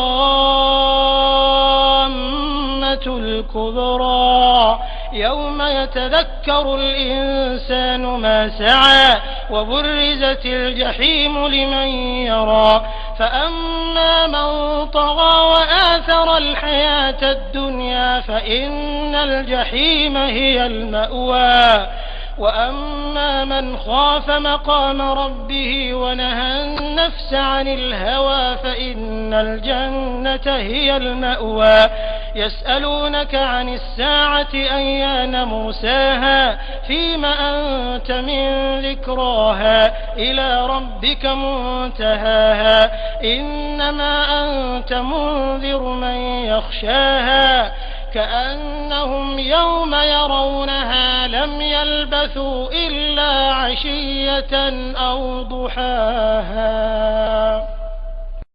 بسم الله الرحمن الرحيم عبس وتولى أن جاءه الأعمى وما يدريك لعله يزكى أو يذكر فتنفعه الذكرى أما من استغنى فأنت له تصدى وما عليك ألا يزكى وأما من جاءك يسعى وهو يخشى فأنت عنه تلهى كلا إنها تذكرة فمن شاء ذكره في صحف مكرمة مرفوعة مطهرة بأيدي سفرة كرام بررة قتل الإنسان ما أكفره من أي شيء خلقه من نطفة خلقه فقدره ثم السبيل يسره